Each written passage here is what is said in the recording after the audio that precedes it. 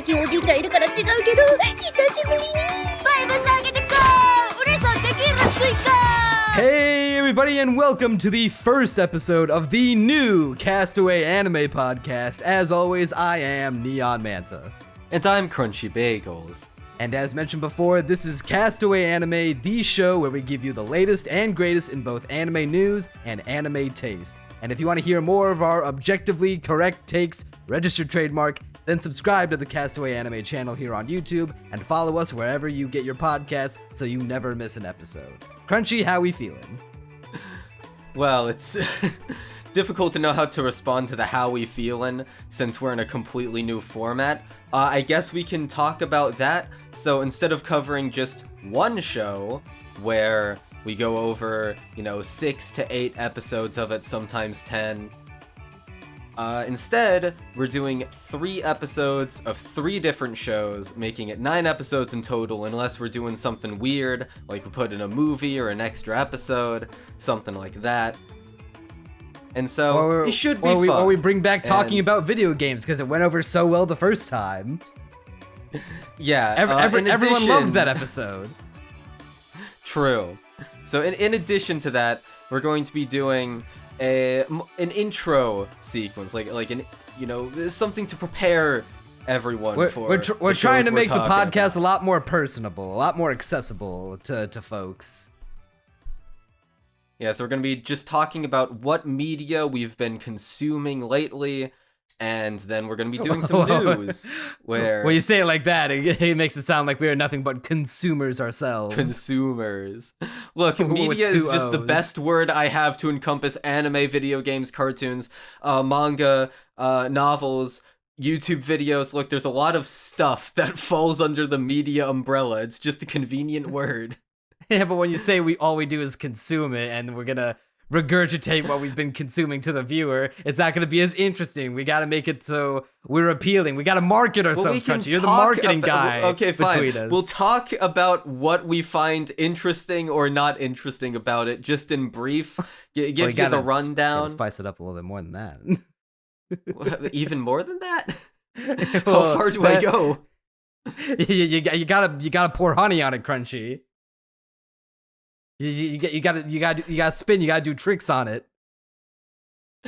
And if you subscribe to our Patreon, you get the uncensored cut where it's a link to my OnlyFans page where I review it naked. there we go. That's how we book them.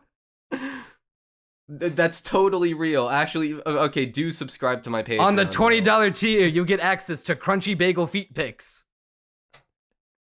Yeah, the $20 tier that it isn't there if you look for it.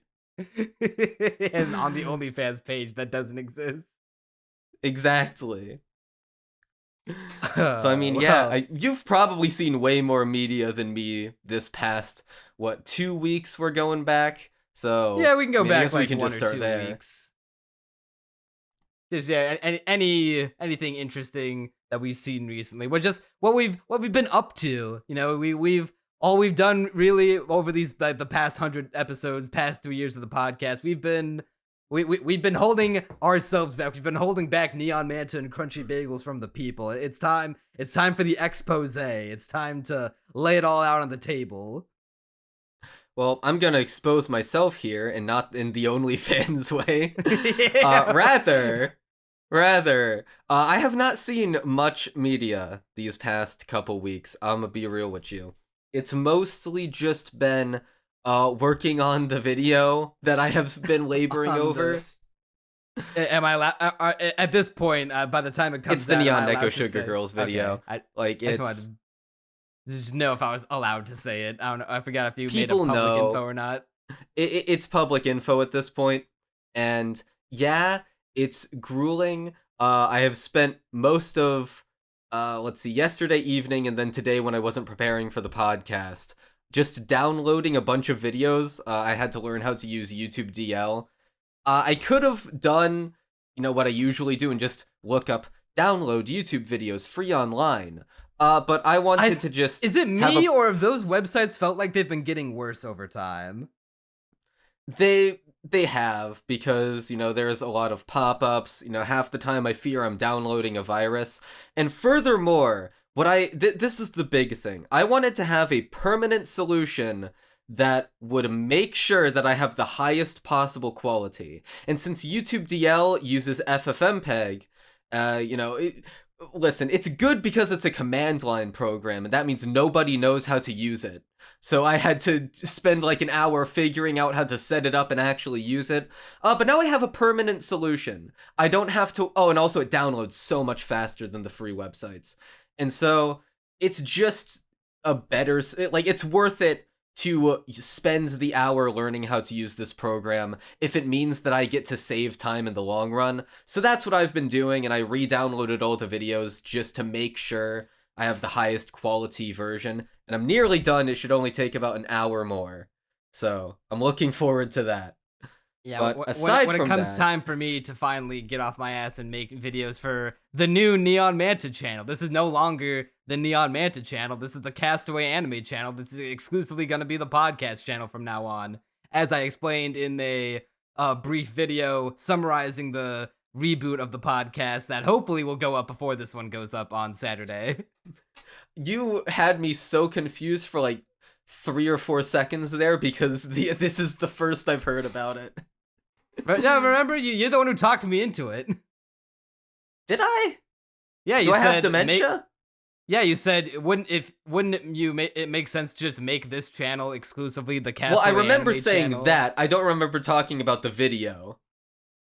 Well, that part is new because I thought that it'll just be like the future of Castaway Anime, and like the thumbnail will just be the logo but with ellipses, because like we've got all new stuff. Like, we have a background that's cooking. Our boy Sunranks is in the studio cranking out a masterpiece for us. It's not done yet, so right now we're just floating out in the Wind Waker sea, where we were sticking to the Castaway theming. This is canon. This is lore now. Look, for the announcement video, what you need to do is say, I don't know, something like an announcement, just something vague, and then it's a completely black thumbnail. The title is in all lowercase. You need to get those clicks, okay? Or that only works big if you're happens. already famous. True. But maybe. I don't know about that. Well, what I was thinking, I would just make the podcast the thumbnail for it a silhouette of the podcast with like a bunch of like shadowy smoke behind it, and then the title just says "The Future of Castaway Anime." That'll get even make- less views. Well, it's not gonna get a lot of views regardless, because it's only gonna be for the fans. But I feel like True. For historical sake, for when our future thousands of Castaway Anime fans watch our old episodes in a backlog archive, and they get to the point where we triggered the reboot, then they could be like, oh, this is where they decided to change everything. Interesting. Yeah, I get you. So in terms of media I've been consuming that isn't just working on the video, so the main thing, I guess, would be... God, I don't even know if I watched South Park last within the last 2 weeks. I mean, because it's been so long. You can. It's I the can most probably recent thing include it you've been on. anyway. You've been talking. You've been telling me off podcasts that you've been starting your South Park kick. Yeah, so I'm currently a little ways into season 2 of South Park, and so I watched season 1, and now we're at season 2. And, it's good so far. I know this is supposed to be where the show is at its most rough, and you do feel that. I mean, the pilot is not very good, I'll admit. The pilot is really boring, but if you get past that, like, everything after that point is reasonably good. It's got its up and downs, but there are some memorable gags and things I like about it. So, like... Okay, something I love about South Park, in that I know for a fact changes as it goes on, is just how crude the aesthetic is. So, like, I've seen a screenshot of one of the future seasons, like season 6 or something. I'm pretty sure is where that screenshot was from. Oh yeah, and it shows like a... what were you gonna say?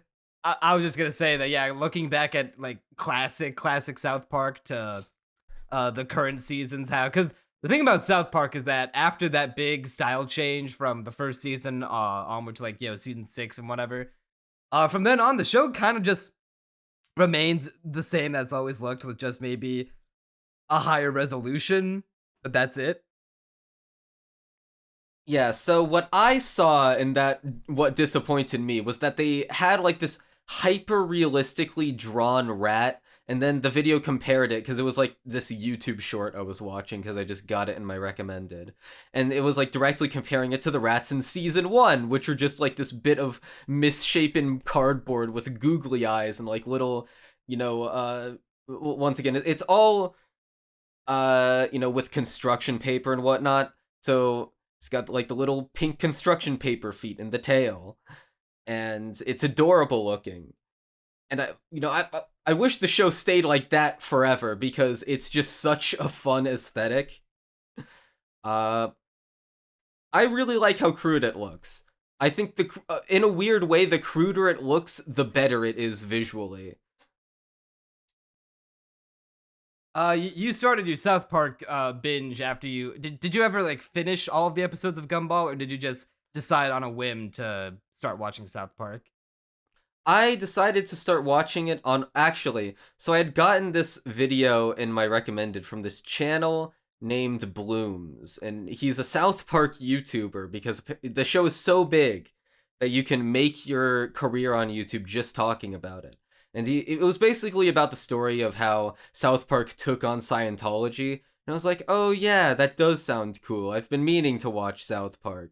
And so I watched episode 1 of season 1 on a whim, and it was like, okay, that wasn't very good. And then I watched episode 2 just to be sure, and was like, oh, okay, it is actually good. So that's the story. I actually checked out some of other Bloom's videos on South Park. They're not very good, unfortunately. 90% of his reviews are just recapping what happens in the episode. So I was like, okay, well, I'll just watch the actual show then. Instead of this channel. Like, why would I watch your video on it if I can just watch the episode? So that's unfortunate. People could accuse us of that. True. I mean, kinda?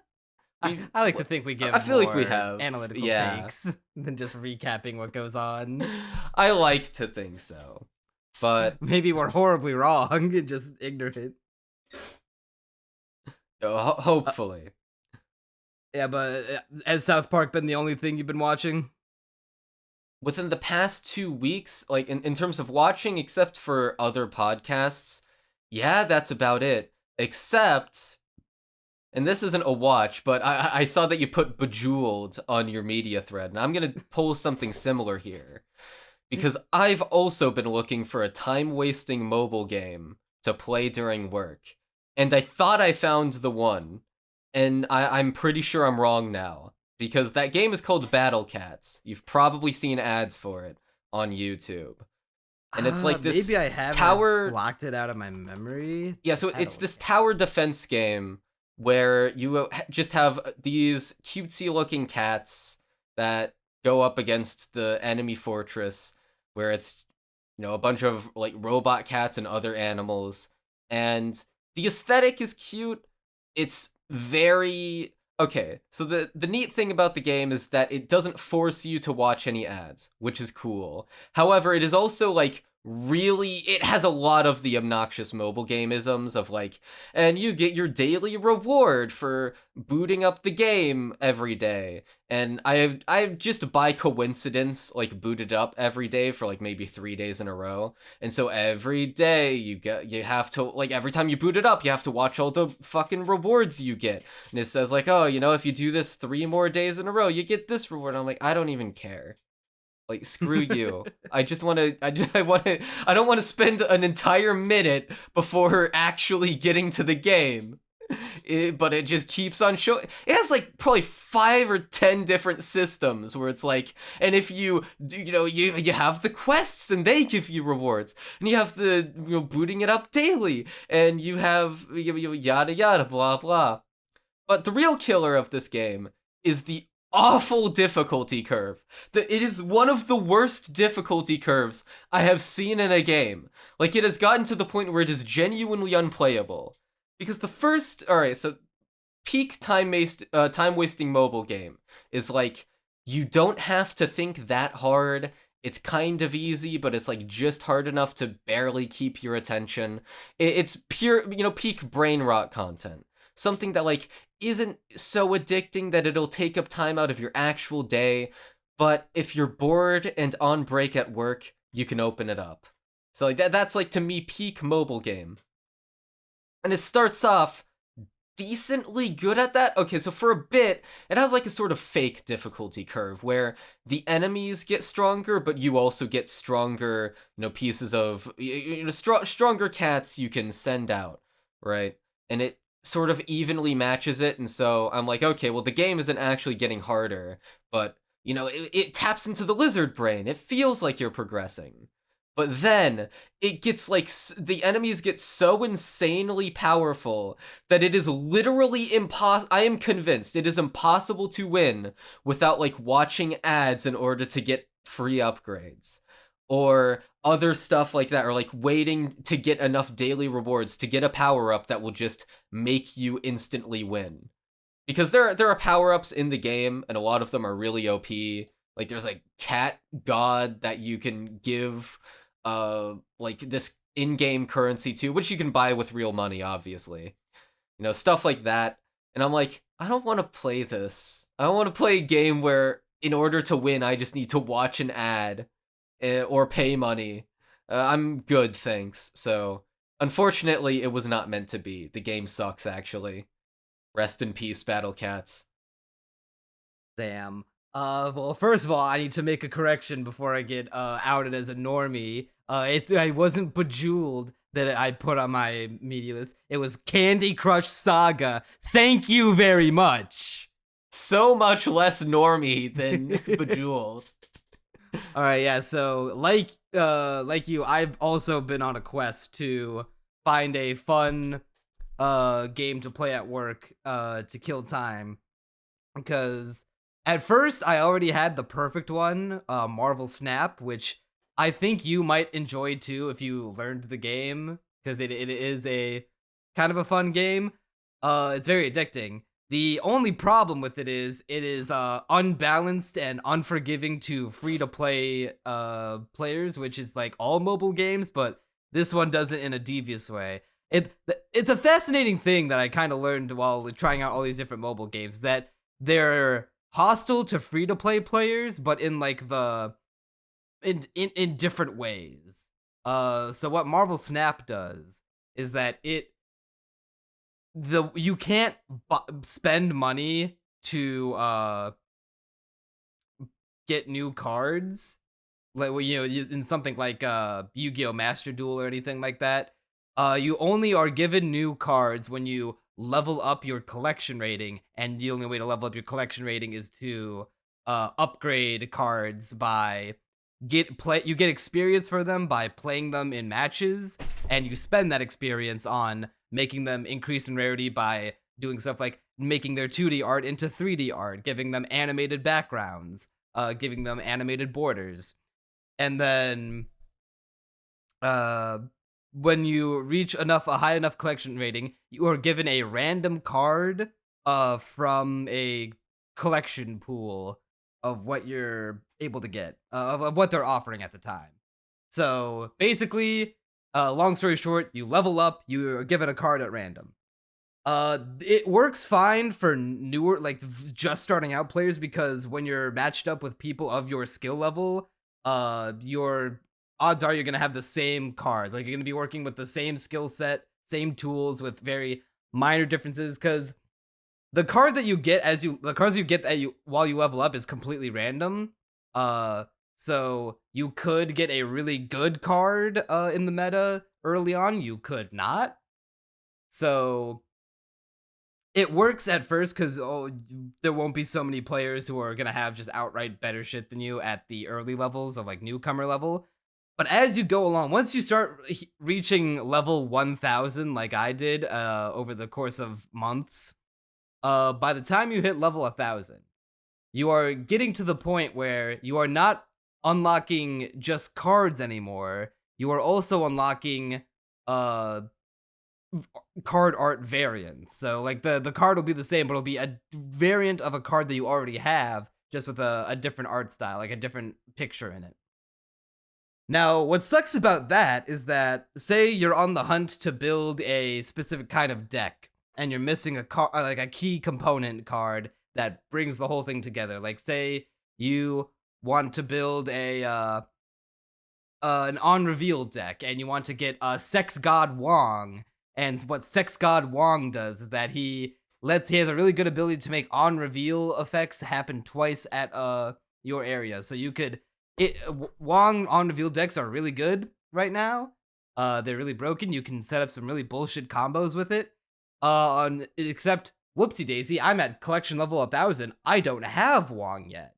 So not only am I at the mercy of randomness to get the Wong card, I can't even be guaranteed that I'm gonna get a new card now, because I could just be given a variant of a card that I already have that I don't want, and it really hampers your progress and really puts a roadblock on, like, damn, like, I want to build new decks and experiment, but now my ability to get new cards and experiment has been drastically hampered by this game's bullshit random collection, like, drop rates. So the only way to circumvent that, of course, is to buy a bunch of XP so you can start leveling your shit up, and then you can hopefully grind enough random card drops to the point where you get everything that you want, but you'll have to spend probably hundreds of dollars, and that is not viable, son. Come on, why won't you spend the 100 buckaroonies, Neon? Come on, you gotta be the whale. I don't want to be the whale. So I got so fed up with it after a while that I just took a break from the game, and I don't know if I'm gonna re-download it, because this is the second time I've fallen out of love with Marvel Snap. The first time I played it was like 1 or 2 years ago when it like first came out. Then I got fed up with not being able to keep up with the current meta because I just didn't have the card, so I took a break from the game. My friends got me back into it. I played it for about a month, almost a month, before I fell out of it again.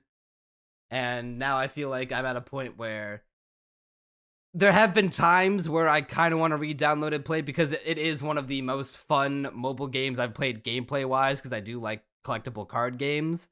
It's just that I've now reached that critical mass, that boiling point of the only way to like progress and make meaningful, markable progress is to spend money, or wait like a patient good little boy and pray that you get what you are looking for after, like, I don't know, weeks, if you're willing to not spend money and wait weeks at a time of playing daily. But that's just not something I want to do right now, so I don't think I'll be coming back to Marvel Snap anytime soon, if at all. See, you described playing that game for like a month, like getting back into it for a month.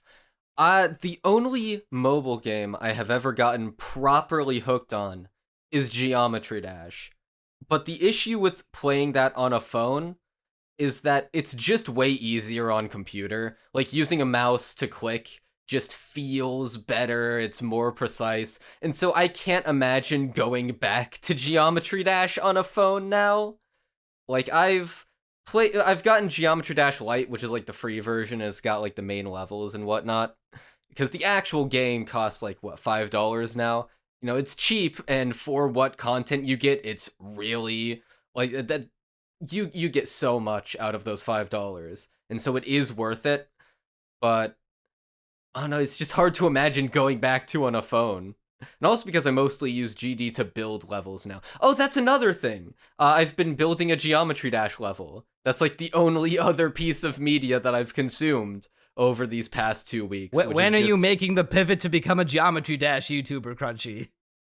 I have one GD video I want to make, but otherwise I could not make that. I mean, I fell out of GD for like multiple years. Like, I have not stayed consistent with that game at all.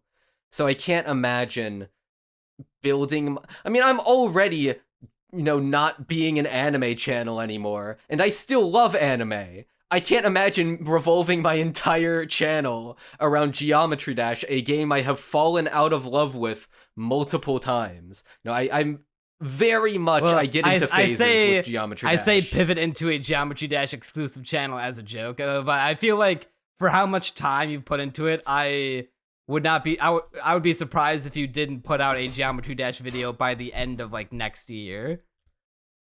By the end of, well, yeah, probably not by the end of this year, come to think of it, but listen, I have a video idea for it your that I think ass has will be 3 more videos really... left in you for this year tops. You've got the Neon Neko Sugar Girls video and 2 more videos tops. Probably. I mean, look. And my ass has no videos. Look, I'm hoping the Neon Neko Sugar Girls video actually blows up and gets views. I think it can. I have faith. If it gets big, it will have all been worth it. If it doesn't, I will kill myself. Alright, viewers, there's a lot riding on this. Be sure to subscribe to Crunchy's channel, linked below. So yeah, continuing the mobile game search. I tried Clash of Clans, played it a lot in middle school, like most of us did, I'm sure. Because I do like that settlement building gameplay.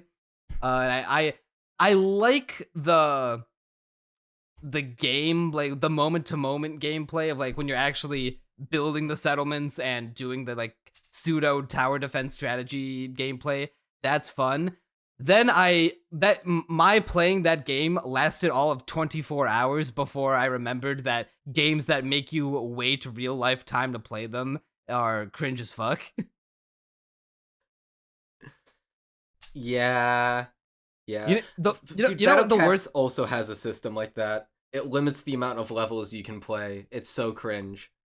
Yeah, it wouldn't be so bad with Clash of Clans, like if if I have to wait, 3 hours to upgrade my cannon or upgrade my gold or elixir generators, that's fine. What fucks me and like destroys the productivity part of my brain is that they give you limited number of builders. You get 2 to start out with, and then you can have upwards of 5 builders. So you can only ever have 5 things upgrading at a time. So if you spend money. If you don't spend money, you can only ever have 2 things being either built or upgraded at a time. And so in doing that, it's like hampering your progress to the point where it's like, or if you're trying to make like constant forward progress in this game, you have to like constantly be checking it when you're on like multiple times a day to make sure that there's no wasted time. As soon as one of your builders is done building a thing or upgrading a thing, you got to put them to work on the next one. If there were no builders and you could just upgrade whenever, as long as you had the right resources for it and that you could afford to, you should be able to do it. And the game already limits what you're allowed to build and upgrade by your level and how much gold and elixir you have. So there's already like multiple ways that the game limits how much you can progress, but then having it so that you can only have 2 things being able to be progressed at once, I was like, all right, I made it 24 hours, almost exactly 24 hours from when I downloaded it to when I deleted it. So And that game so fucking the cycle sucks. continues. Yeah, then most recently, this lasted even shorter time. This one lasted all of 1 hour. I re-downloaded Candy Crush Saga because I do like match 3 puzzle games. I've gone on record, I am the world's #1 Honey Pop stan, and will die on the cross for it. It's not on mobile, sadly, so it's not the kind of game you can exactly play in public on mobile, but I'm by myself when I'm at work. No one will ever know. But so I re-downloaded Candy Crush and I played it for an hour, and then it had its own way of making me go insane specifically, where it has this thing. This is one of the most diabolical OCD completionist things I've ever seen in my life. The game will give you golden crowns to you if you can get 3 stars on a level if you beat it the first time. Meaning that if you don't beat it the first time with 3 stars, you are never allowed to be given a golden crown on that level ever unless you restart, like you just make a whole new profile. Why? That's so dumb. Why would they do that? Dude, you have I tend to go completionist on games, even on games that I'm not head over heels for. If I'm like good enough at them and I know I can 100% complete them, like most recently that I played this game like last month, New Super Mario Brothers 2.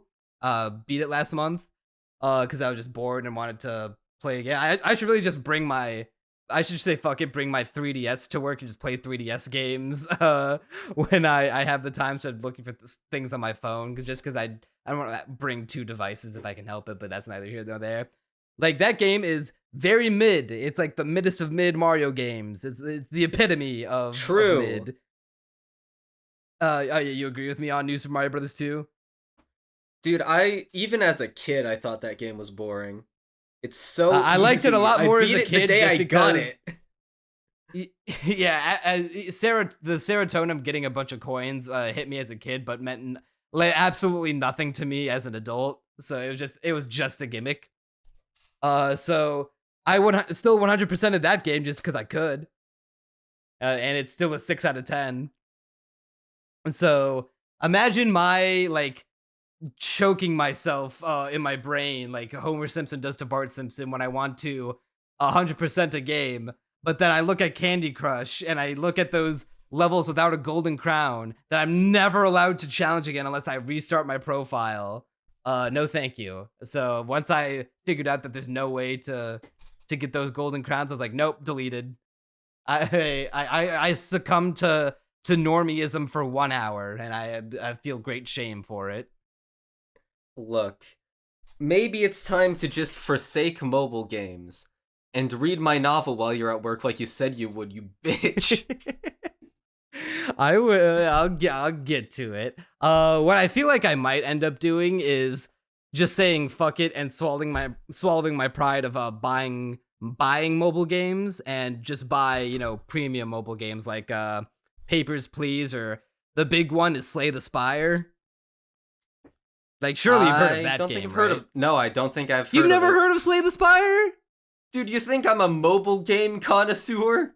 It is popular on mobile, but it was also a big, huge indie game on Steam, on console. It's like when you think of roguelike deck builders, it's the roguelike deck builder indie game. Nope, never heard of it. You are in a bubble. You live under a rock. Okay, well, if you're willing to spend, I think it's like $10 on mobile. If you're willing to spend $10 and are a fan of roguelike deck building games, or you're down to learn one, Slay the Spire is probably the best mobile game, or one of the best mobile games ever made. See, the only issue is I don't have much downtime at work. I have maybe like 30 minutes of it on a good day. Okay, so yeah, my thing is that I have hours of downtime at work. Exactly. And so to me, like, that investment just doesn't sound worth it for the specific purpose of, during these 30 minutes, do something that is brain rotting and nothing. Because, like, at first during the breaks at work, I tried writing for my novel back when I was still working on that. I mean, I'm technically still working on it, but I'm waiting for people to read and review it. And so, but the thing is, like, doing that in between shifts at work is, I mean, first of all, you're just in a different setting and it's not really conducive to writing. But secondly, if you don't finish the scene you're working on, or if you have, like, a thing that you're, like, you're just gonna be constantly thinking about it the whole day. Yes.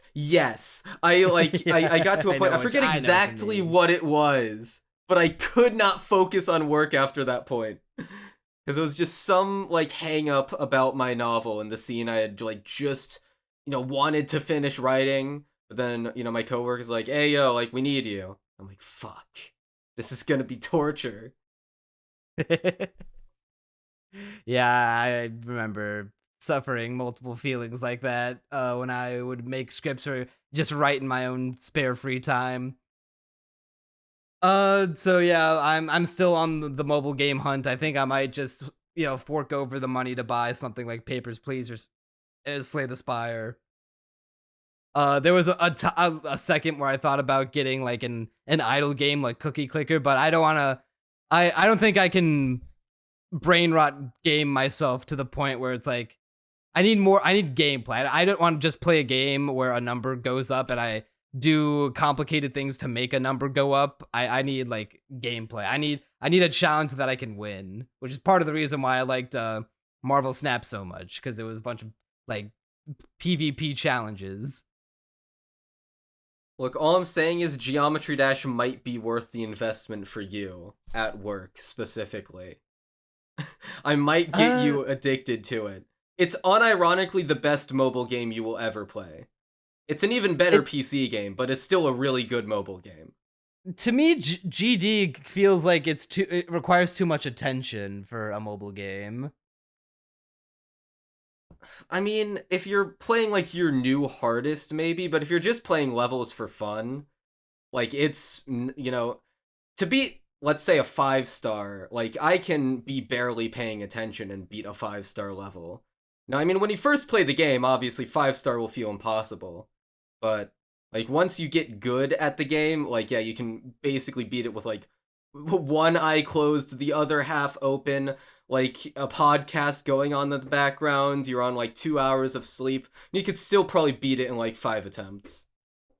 See, that's my go-to turn brain off podcast game is Vampire Survivors, but I can't play games like Vampire Survivors on mobile because mobile controls are fucking ass.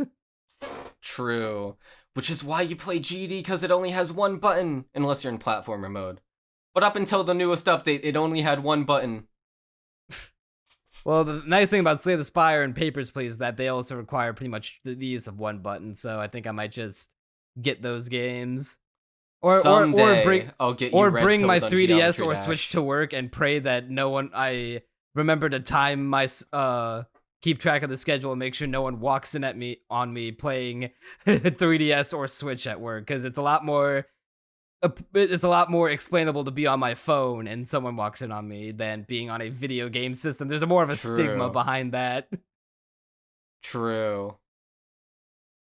So that's as far as I've been playing, that's all I've been doing. As far as watching goes, my girlfriend has been trying to Harry Potter pill me, because I have not seen the old Harry Potter movies since I was a kid, and even then I think I only saw the first 4, and I never saw the other ones after it, and I've definitely forgotten about like most everything that have happened in those 4 Harry Potter movies that I saw when I was younger. Like when I'm only up to the second one so far. I've seen the first 2 with her. Sorcerer's Stone is kind of bad. Crunchy, have you seen the any of the Harry Potter movies? I know you've been reading the books recently. Yeah, so I had been reading the books. Order of the Phoenix is too boring for me to get through, and so I have dropped it. But I reread the first 4. I have not. Okay, well, I know for a fact I've seen the first Harry Potter movie at some point during my childhood, but I could not tell you even, like, I must have been at least, like, I don't know, maybe 12 to maybe 13 or even 14, but probably not even that old, and I do not remember any of what it was like. All I remember... I've read the Harry Potter books. I've read all of them at least... Well, that's not even true, because I think on my second reread I didn't even make it through Deathly Hallows, because that book is ass. But I made it... I've read the first book 4 times total, and then the next 3, I think 3 times now, and then everything after that only twice. And in Order of the Phoenix's case, 2.5. So I have read none of the books. It's okay, most Harry Potter fans haven't read them either. At least the ones that go to Wizarding World at Universal. Yeah, probably for the best, because some of the later Harry Potter books have really weird stuff about the house elves. What are you talking about? J.K. You Rowling surely would never. know. You have to J.K. know. Rowling would never. Yeah, she would Jesus, never she's a retcon. saint. She would never retcon one of the races that was previously established to dislike being enslaved as actually being a natural slave race. She would never. She would never. Even She though would never at the just end of- come out and say that wizards would just shit in the streets. She did say that. Oh, no, She said would some never. weird stuff on Twitter. J.K. Rowling is a. I was gonna say ally, but I can't. I would laugh too hard saying that. I can't even mean it ironically. Oh my god. Yeah, I mean, I think the first 3 Harry Potter books are like, they're so flawed. They're really flawed. But it brings back within me a childish whimsy that I'm willing to give it like a strong 8 to light 9 just because of that. But the thing is, I can't imagine watching it as a movie. Because so much of the appeal to me is that J.K. Rowling is just a good writer when it comes to prose. Like, she calls everything with these weird names. Like, she finds these really specific, plant names for everything. Like, everything just has a specific vibe to it that can only be evoked by her writing, and I like that. And then everything after book 3 is like kinda either mid or bad. As far as I remember, and as far as I have unfortunately experienced. Because I started off rereading them just as input for my novel, which it was very good for, because J.K. Rowling, once again, good prose writer. But, the actual story and pacing after a certain point gets so bad that it's like not, her being good at prose stops mattering. So I have no input on that. All I can judge it is by the movies. Sorcerer's Stone is kind of bad because it's all exposition. It's all world building and exposition, and then it doesn't have a narrative until like the last few minutes of the movie. And even then, that's it's, like, definitely not true of the novel. I mean, the exposition is kind of actually fairly true, but it definitely has a narrative throughout like most of the latter half of the book, I'd say. I mean, even before then.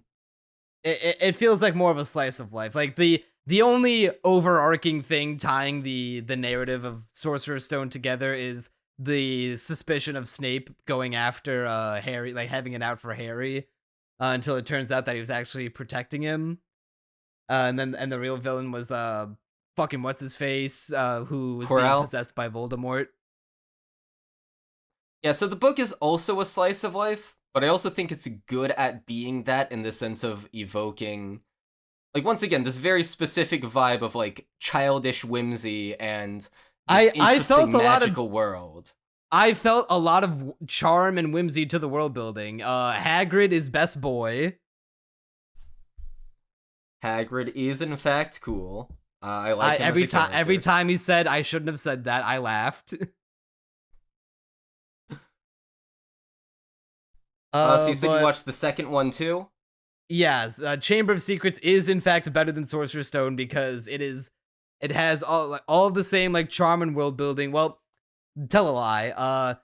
It doesn't, only by virtue of they got most of it out of the way in the first movie. So it, not to say that it doesn't introduce new concepts in the second one, but like you can only like pull the curtain away and reveal like the big. Yeah, you can only draw the curtain once before you can draw it again and be like, oh, okay, we're back here now. Like I know how the wizarding world works.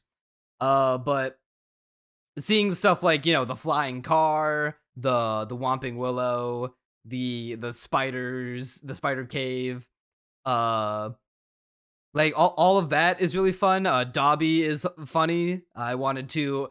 It was really funny how I wanted to punt Dobby through a goalpost, and then going from that to the end of the movie of standing up and applauding when he fucking dogs Lucius Malfoy. Yeah, I think because the later books, I mean, they get so long. way longer than they need to be, and so I am The fairly movies are certain the longer than movies they need to cut- be. I am fairly... Wait, already? You're at the first two and they're already longer than they need to be? They feel like, bro, each of these movies are like 2.5 hours long. Oh, goddamn. Yeah. Okay, maybe that's true. But, I mean, the books get, like... Order of the Phoenix is, like, 900 pages. It could probably be 400. Like, it's so bad. Like, fucking Goblet of Fire is, like, 700 or 800. It could be 4, maybe 500. Like, it's so bad. I hate how long these books get. But the movies are still not long enough to get to the point where they can cover everything in the novels, all the needless fluff, and so I'm pretty sure they skip over the weird house elf slave race stuff, which you will be spared from, thankfully. That was good. That would have been my favorite part. Yeah, because otherwise I would have said, yeah, you clapped when Dobby got freed and, you know, pushed Lucius's shit in. Yeah, well, guess what? Fuck you. Just screw you. It was actually bad that he got freed. Yeah, by the way, also best boy, free my man Gilderoy Lockhart, he did nothing wrong. What do you mean he did nothing wrong? He did a lot of things wrong, like being a fraud. All he did wrong was take credit for other wizards' success and wipe their memories. He took credit for other people's... Yeah, he wiped their memories, which, as we have shown, it could potentially backfire or go wrong or wipe way more than you know, would be necessary, you know, harm their lives. Look... I do like the implication that wrong. when he hit himself with his own memory wiping spell with Ron's broken staff, or wand or whatever, I do like the implication that he lost 100% all of his memories, that he used that level of mind wiping on every wizard that he took credit for his books. So he has, you know, super men in black and neuralized so many people and just erased their individuality. He still did nothing wrong, by the way. Oh my god. He's funny. He's the Hercule Satan he's the Moomin Rider of fucking Harry Potter. Next you're gonna say Griffith did nothing wrong. Well, that's a story for another day. Actually, I take it back. He's not the Moomin Rider of fucking Harry Potter. He's the king of Harry Potter. King being the One Punch Man character. But he might also be king in the metaphorical sense as well. Yeah, so Prisoner of Azkaban is supposed to be the good movie, and it's the only one I'm interested in watching. I'm only like about 30 minutes to, I forget if it was 30 minutes or an hour into it, but even from the beginning part, I'm already liking it more than the first two movies just because of how weird and creative it is. Yeah, that is fully on the directing. Well, also it's the best novel. And so it's got the best story, but also like a crazy good director. I don't remember his name. But he's apparently really good.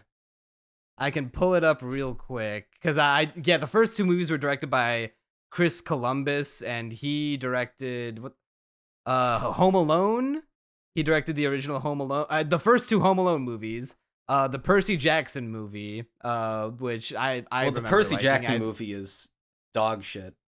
I hate that movie. It's been a while since I've seen it, so maybe I'm out of the loop. Maybe I need to rewatch it. To be fair, the last time I watched the movie was also when I was 14, but I hated it, and I was subjected to it, well, 1.5 times, because the first time it was like so our van had like this sort of mini TV, and so we watched the movie on it, and I hated it because I had read the books, and I knew that it was butchering them.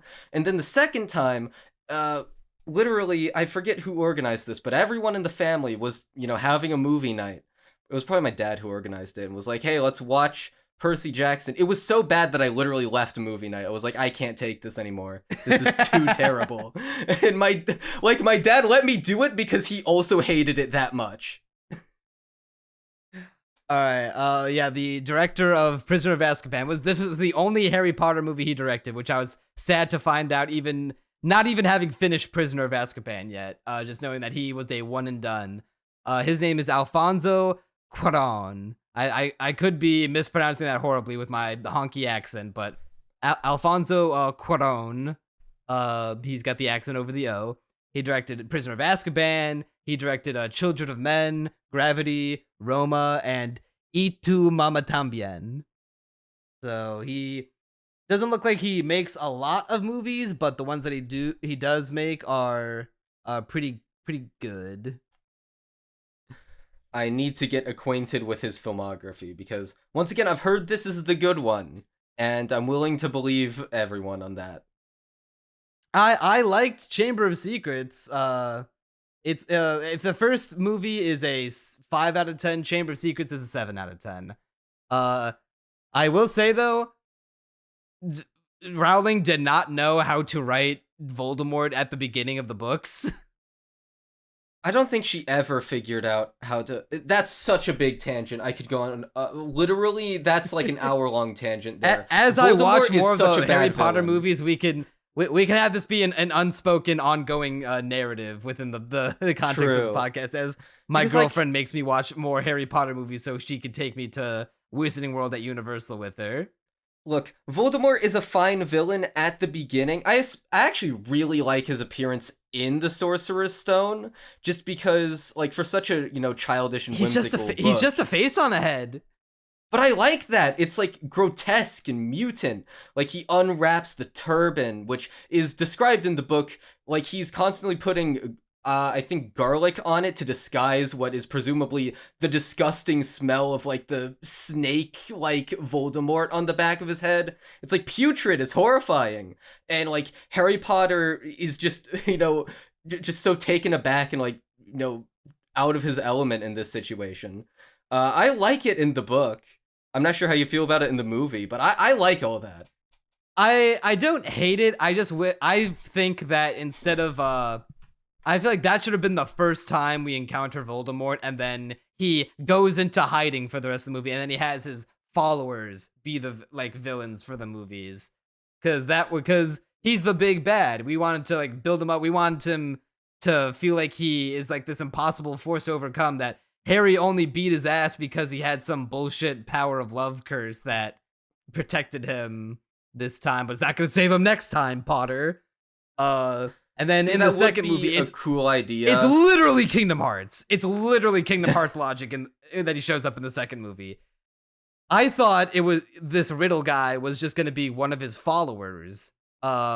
That this Tom Riddle fella was going to be, I'm actually a follower of Voldemort, the heir of Slytherin, and I'm going to help resurrect Voldemort by doing a thing, by, taking Ginny Weasley and all of these other souls and doing a thing, whatever, doing some magic ritual bullshit to help bring him back.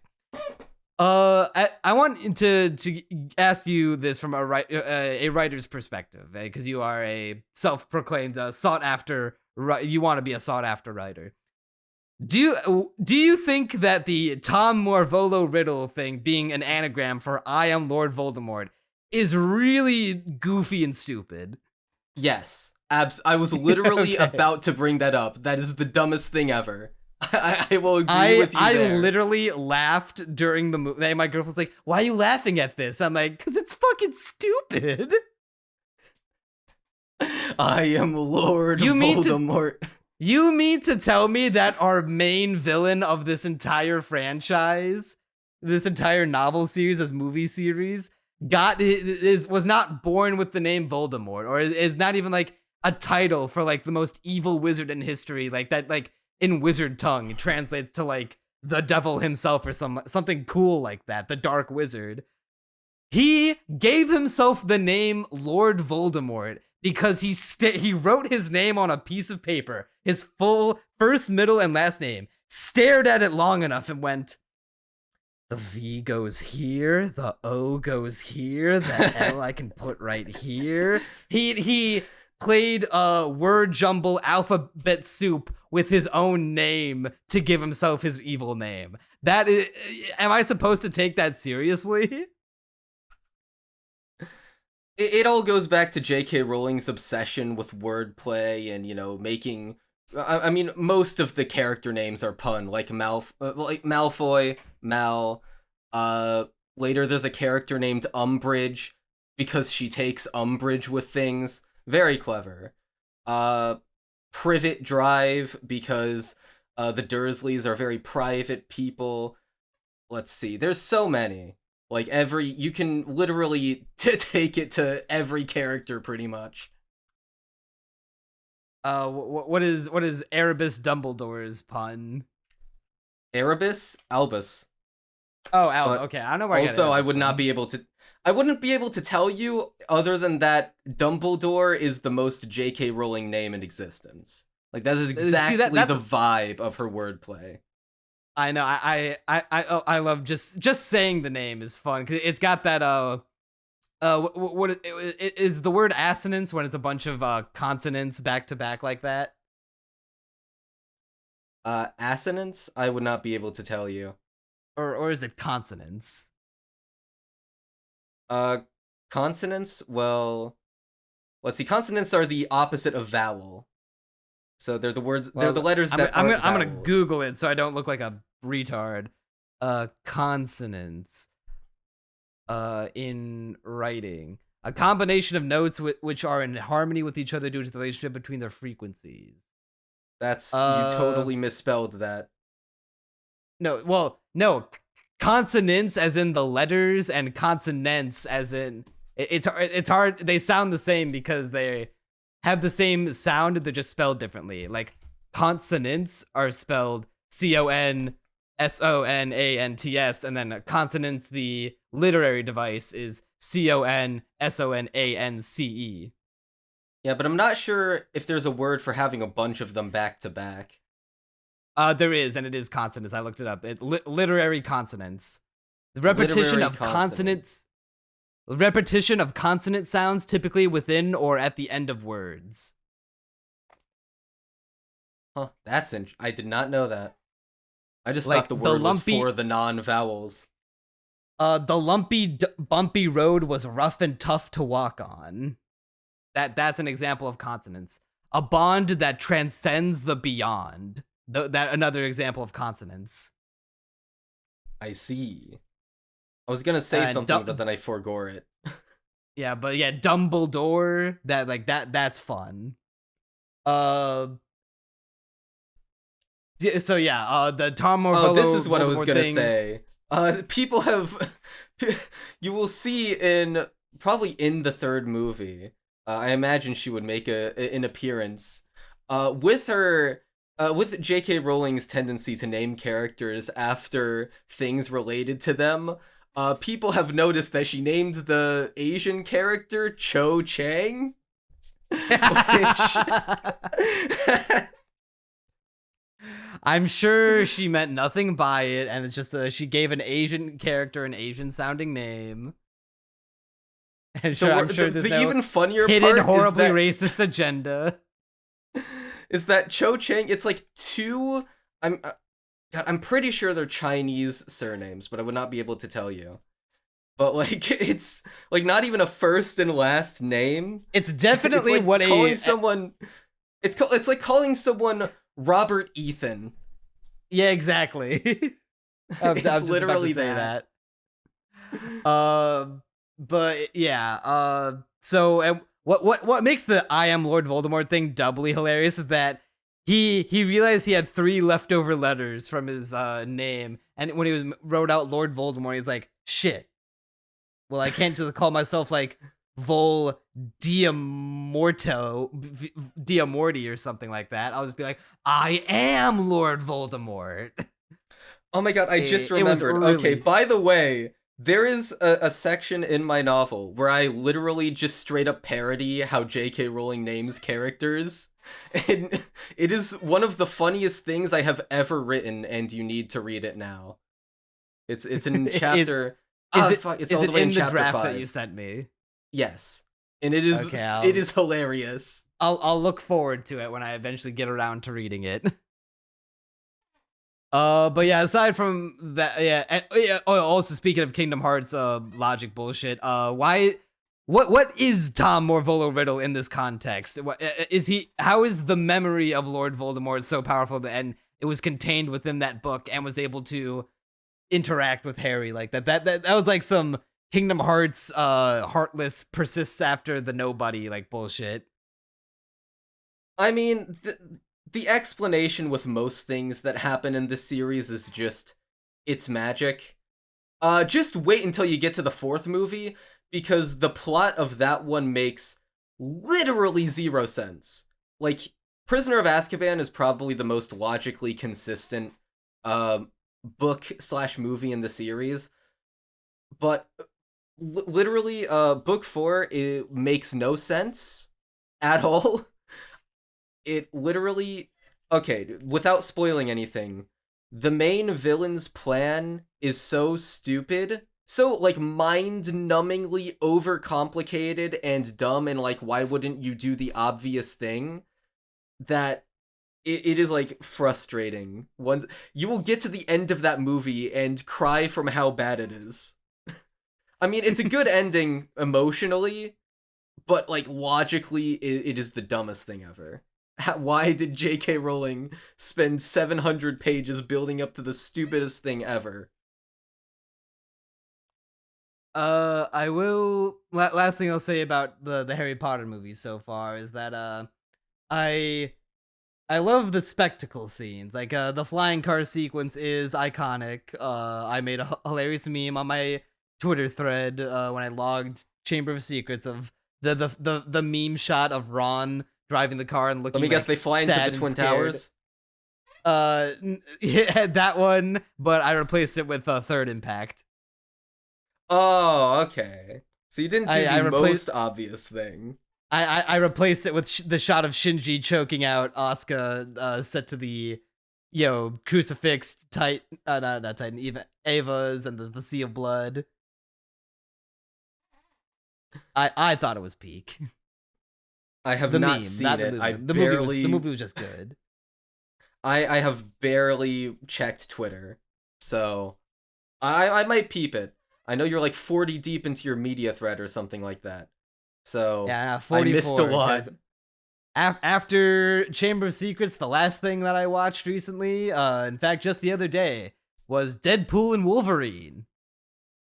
Hey, I can put that in the description, and that'll give us the relevance clicks. True.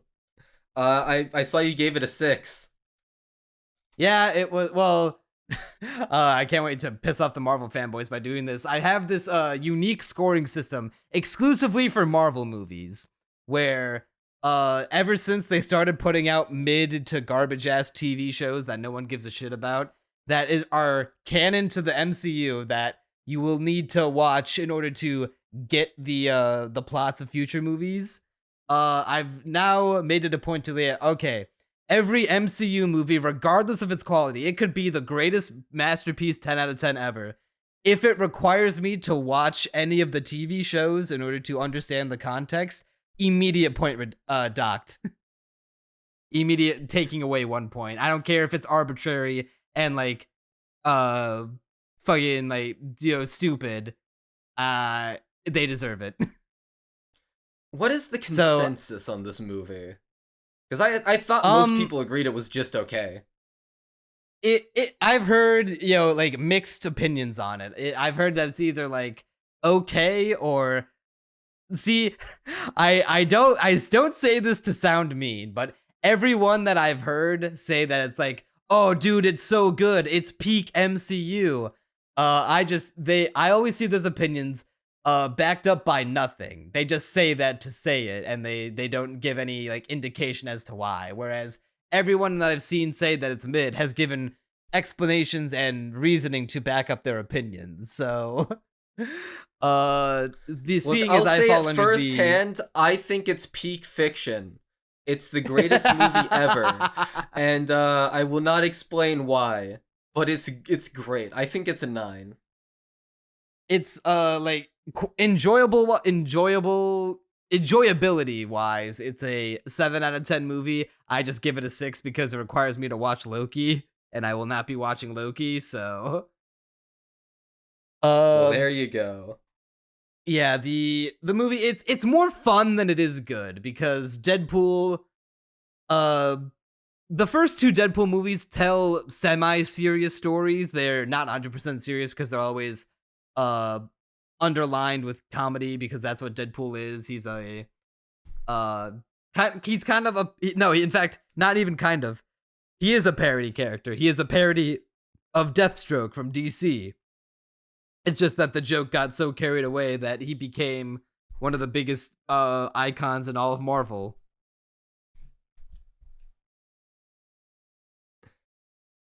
Well, is that about it for media we have seen? No, we have consumed lately. I need to make it sound as sloppish as possible, as brain rotted as I mean, as I can. Deadpool and Wolverine is definitely slop. Like it pays a decent amount of respects to the 2000s Fox era of Marvel movies pre-MCU.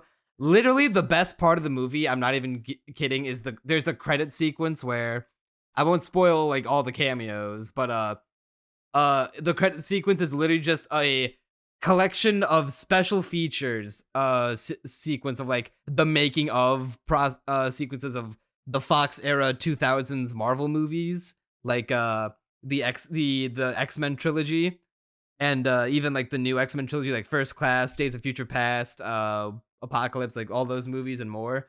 uh they do like a behind the scenes special feature at Supercut just to like pay tribute to those movies, even though a lot of them weren't good, but like as a swan song to them, to like for all the the cast that made those movies and had fun making them, and the people who worked on them, even if they weren't good, like their existence was celebrated regardless, and I thought that was pretty tasteful.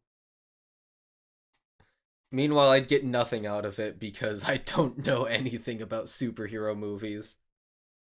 Yeah, and at this stage in the game, it's best that you don't, because I don't think I could you get into them.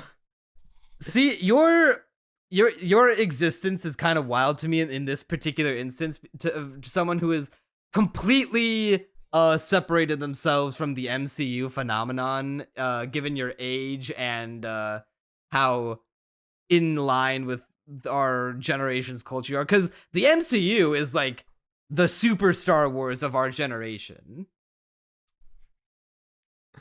I mean, is it that surprising? I'm like a cynical anime YouTuber who You are the ultimate thing has like Japan guy, but like even people who don't participate in this kind in like superhero stuff, like it is like our culture right now. Superheroes are our culture. Like it's like the biggest cornerstone of our pop culture right now. counterpoint. I spent the past 4, nearly 5 months making a video about Nyan Neko Sugar Girls. You think I'm in with current culture? True. But yeah, aside from that, that is all I have to say about that movie to someone who has not seen it, and for someone who can't go into spoilers right now. It was Yeah, more fun than good. Hopefully I can watch more in the next coming 2 weeks, in order to have something to talk about. And hopefully by that point I'll have the fucking video out already. I will roast you over the coals if you do not have the Nyan Neko Sugar Girls video out by when's this episode going up? This episode's going up Saturday the 3rd. If you don't have it up by August 17th, when we're halfway through August, I will have it before then. I will have it out before then. All right. I am at the look. I am. It is just a war between me and my conviction now. I have everything that I needed commissioned. It's just me in the video now.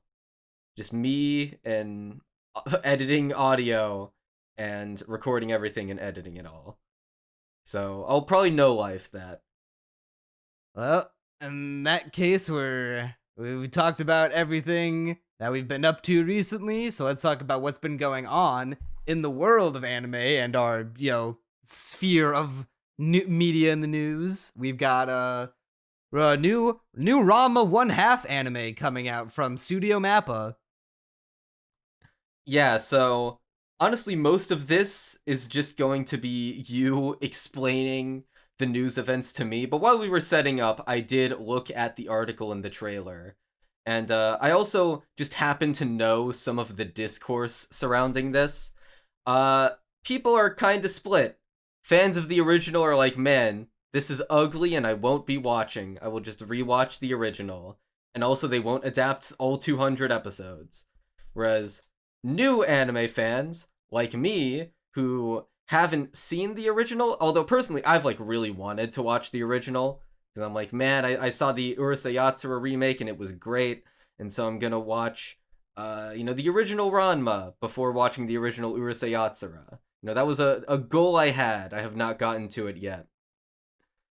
But to me, this is like, well, I think it looks good. It actually looks really similar to the Urusei Yatsura remake. Yeah, which... I'm surprised that it wasn't by David Production and MAPPA were the ones who got their hands on it. Well, what surprised me even more is that I looked through the MAL page, right? So the MAL page has all the current confirmed staff for it, and I looked through it. None of the people working on the show, as far as I've checked, have been, like, affiliated with the original, well, not the original, but the remake of Urusei Yatsura. Because I expected, like, okay, like, most people in the anime industry are freelance, they hop from studio to studio. The amount of in-house staff each studio has is, like, often way overestimated by, like, normies who don't know stuff. But, I know that, okay, there's a good chance that these people literally, it's like the same team, they just hopped to another studio. But then I checked through the staff and I'm like, wait, no, actually the director didn't work on it. And well, I mean, I could probably go through just random people like the chief animation director. Well, one of them. There's actually 2 listed. I don't think I checked both of them. But one of them hadn't worked on the Urusei Yatsura remake. And so it's just, that surprised me. The color designer did not, I'm pretty sure. Yeah, I'm looking through it all too, and Or no, it wouldn't have been the color designer. It would have been something else, because I don't think that's confirmed yet. No, it would have been. I see them now. I did check them. Yeah, I'm looking through the staff, and I'm seeing, like, pretty much no crossover between the Urusei Yatsura remake and this Ranma 1/2 remake. Maybe if I look at Anime News Network, it'll, like, illuminate more of the staff and be like, hey, actually, there's these guys.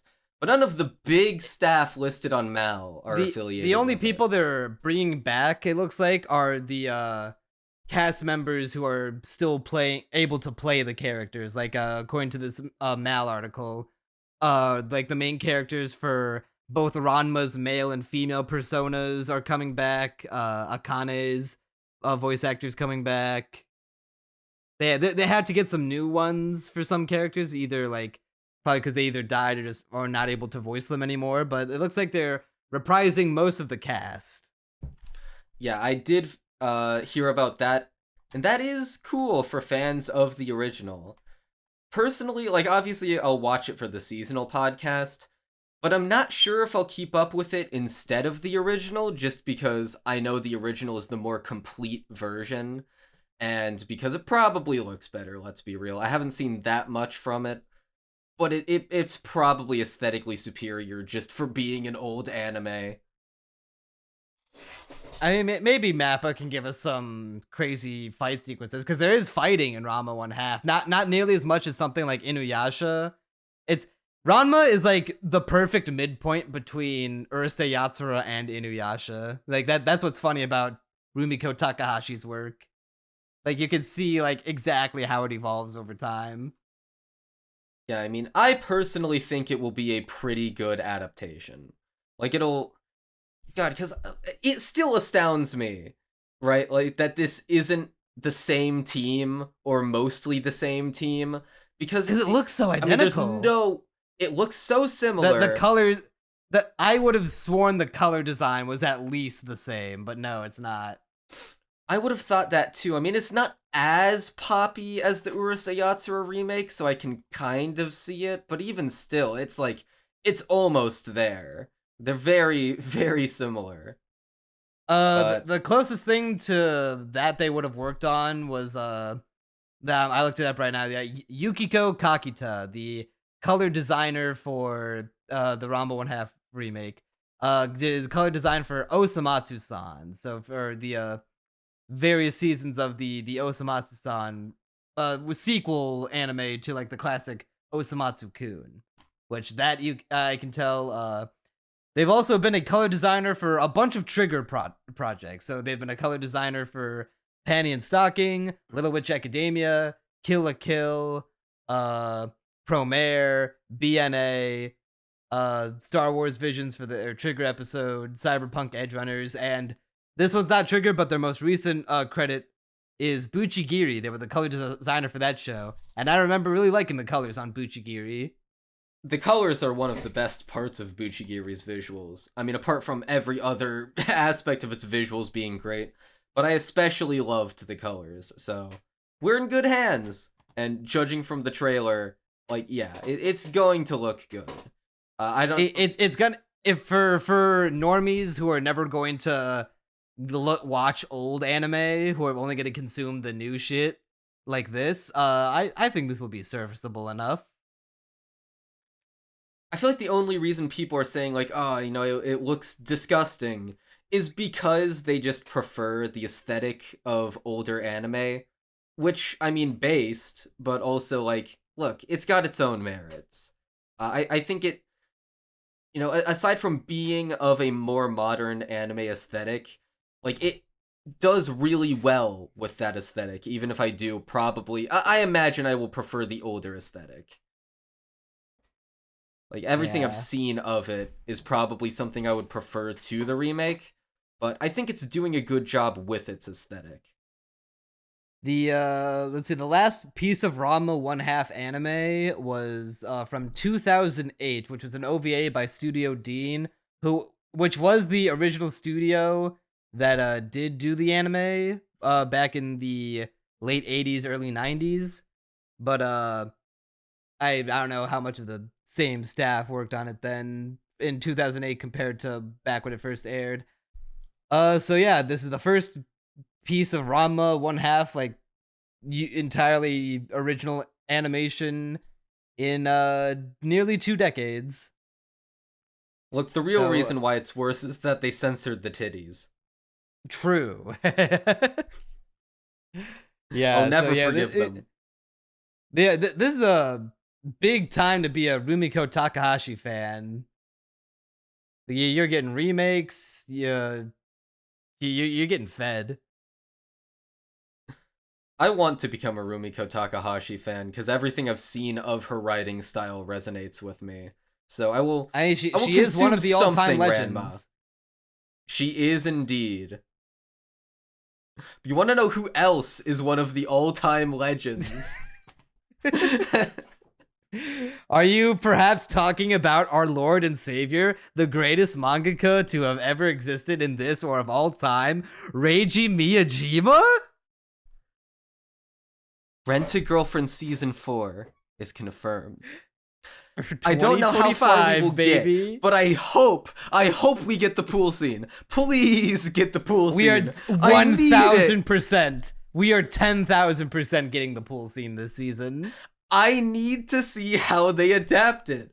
Look, Rent-a-Girlfriend will be redeemed if and only if they play the pool scene with, like, the most dramatic directing possible. Just completely over-dramatize it. I have an idea for the vision. Over-the-top soundtrack.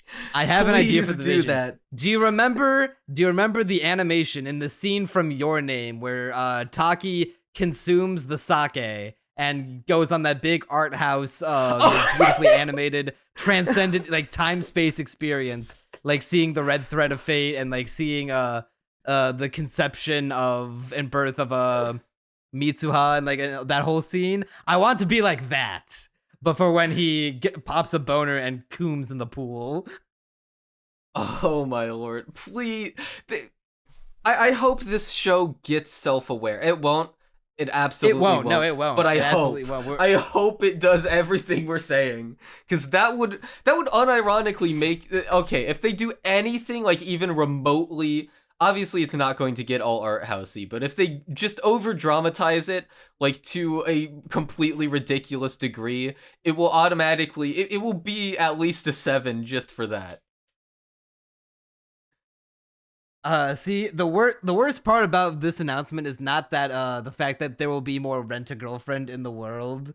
It's the fact that we're gonna be forced to expose to more Yaimori Mini.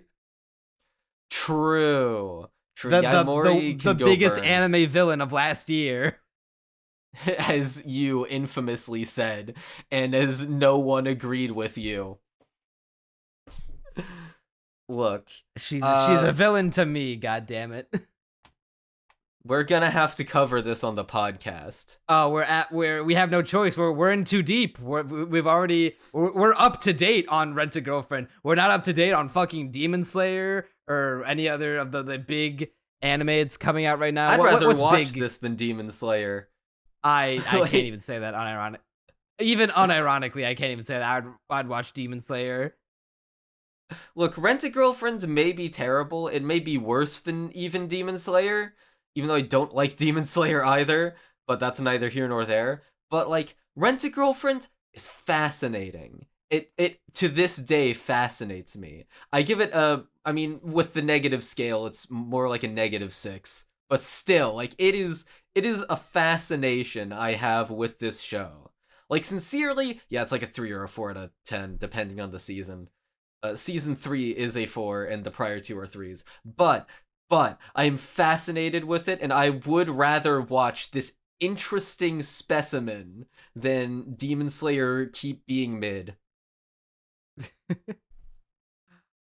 I do like that this is gonna, because they show off the girls in their pool outfits, that this is definitely gonna contain the pool episode, and they're gonna be at a pool for what I imagine a good portion of the video. Maybe like a beach setting, like they did that one season. I forget which one. The poster announcing the anime does have Mizuhara and Kazuya in tropical, like, Hawaiian t-shirts, so Yeah, I'm hyped. I mean, I wouldn't say sincerely hyped. Is I that mean, what my we're calling feelings it? are sincere, but obviously my love for it is not. How long is that feeling going to last when you get to episode 6 or 7 of Rent-A-Girlfriend season 4, and then you realize, oh, that's it then, huh? Look, Like, I'm back. I'm back in here too again. deep. I'm in too deep. How many episodes that make? 24. Oh wait, no shit. 24. 36. We're gonna be nearly 50 episodes into Rent-A-Fucking-Girlfriend by the time season 4 gets done. And it will have all been worth it, Neon. Don't you worry. Just to see the pool scene animated, it is all worth it. I'm looking over the article to see if there's any, like, confirmation of the studio. Also, I just want to remind you that Spuddle unironically likes Rent-A-Girlfriend. I just want you to remember. Yeah, that. because he's retarded.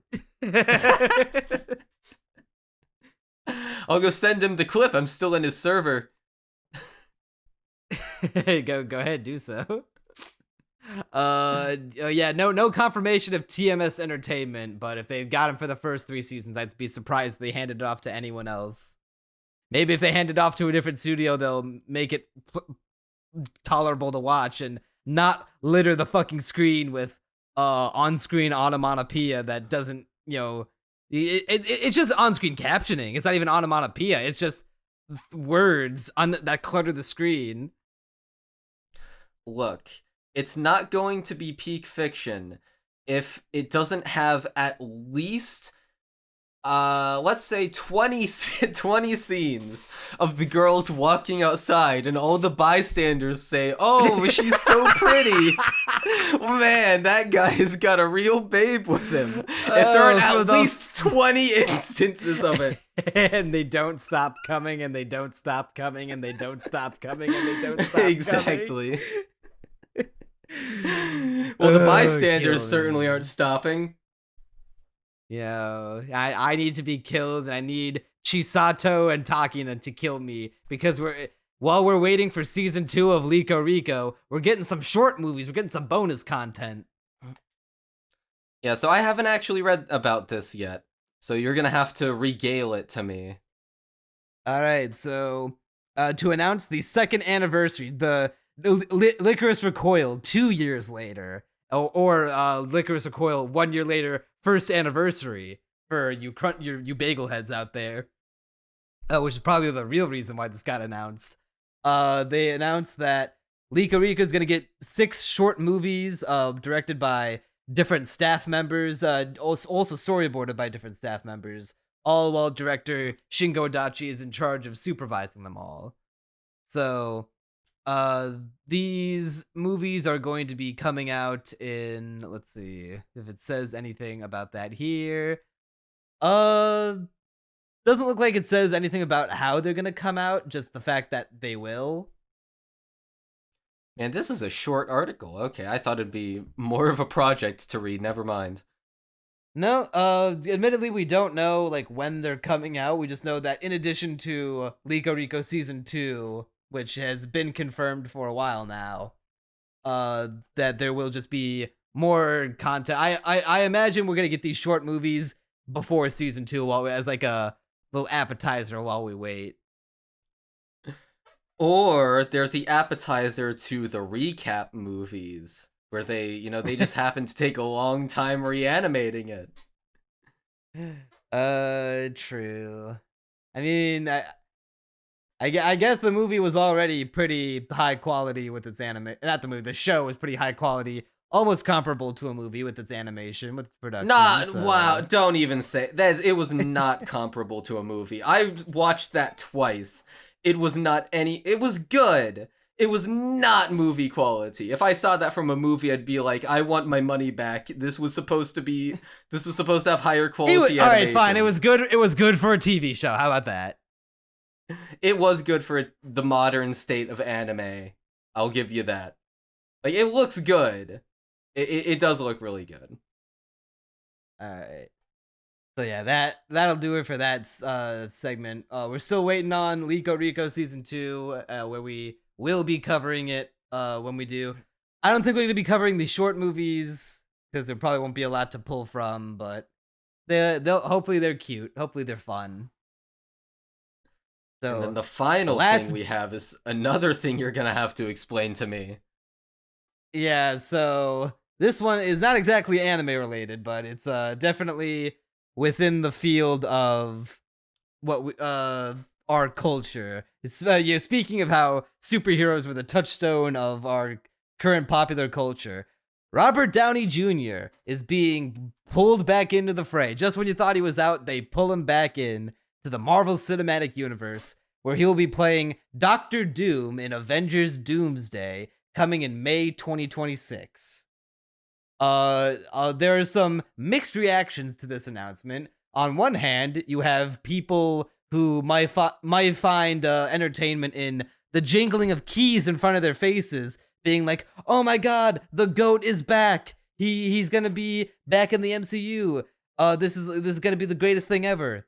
Then you got guys like me who have IQs above room temperature, who go, "Oh, the MCU is cooked, and they're going to not only butcher beloved comic book character who has some of the most sauce in all of Marvel, Doctor Doom, they're also going to figure out a way to turn him into evil Iron Man, which will completely undo all of the sacrifice that he did in Endgame, and the perfect send off to Iron Man as a character."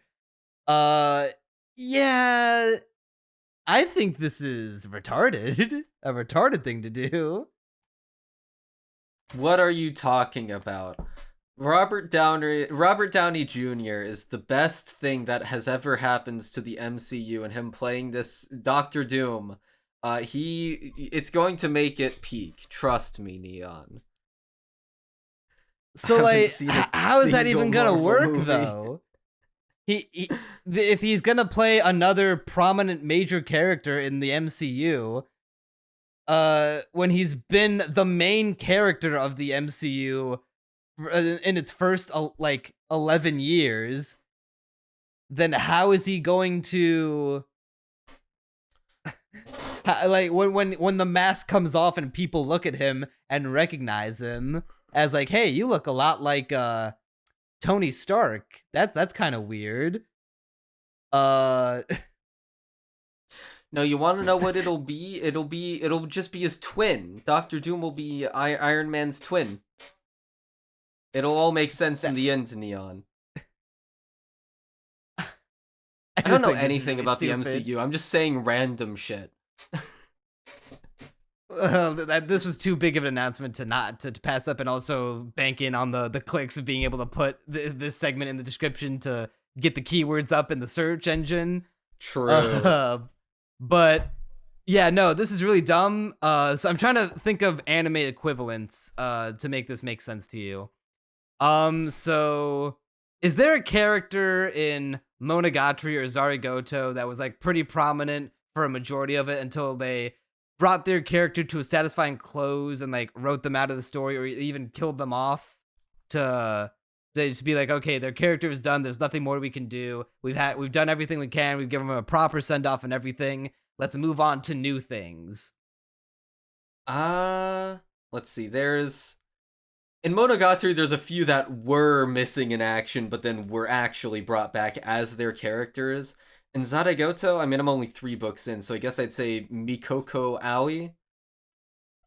Okay. What about like any like long-term franchise thing that you've like played or read or watched? Like, like give me any kind of like character you can think of. Any like long-term franchise. I don't know if there's one that comes to mind immediately. Okay, well, I guess imagine imagine if I don't know, Mikoko Aoi or whatever. Imagine if they brought her back, but now she's the same. It looks exactly the same, but now she's playing a villain. I mean, it doesn't work as well with Zaragoto for reasons I won't go into for spoilers, but I mean, I see what you're building up. Yeah, because like you still know about like even with your tertiary knowledge of the MCU in your little bubble under your rock, in a cave that you live in, you know, yeah, who Iron Man, Robert Downey Jr.'s Iron Man is like one of the biggest icons of film in the last 20 years, and how he was famously he sacrificed himself at the end of Endgame, and has been dead from the MCU since then. But now his actor is coming back to play a major villain from the Marvel comics, and the fact that they chose him means that he's going to tie into Iron Man in some way, and the common thing everyone's thinking of is that he's going to be an evil Iron Man. Yeah, I mean, it sounds pretty hack writing.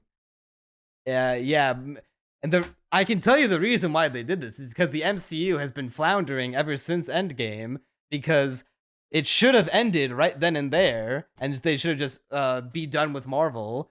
But then, though it makes too much money, so they can't be done with it. They got to keep cranking out. They got to keep beating the horse until it stops spitting out money. It's literally the line from Repeat Stuff. We know it's not right. We know it's not funny, but we'll stop beating this dead horse when it stops spitting out money. But until then, we will repeat stuff.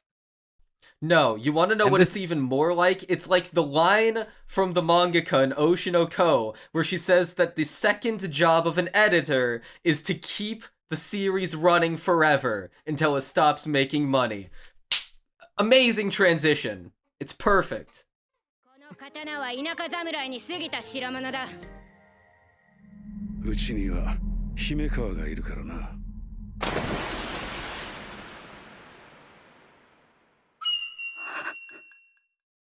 Alright, with news all out of the way, it's time to give the people what they came for. It's time to finally talk about anime on Castaway Anime. Only after, like, what, an hour and a half, give or take? About it's a reboot. We're still working out the kinks.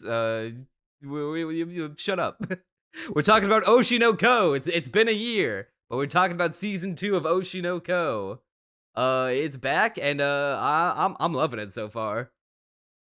Yeah, so I mean, first of all, only a year between seasons. God damn. I'm sure the animators hate their lives right now. That's all I'm saying.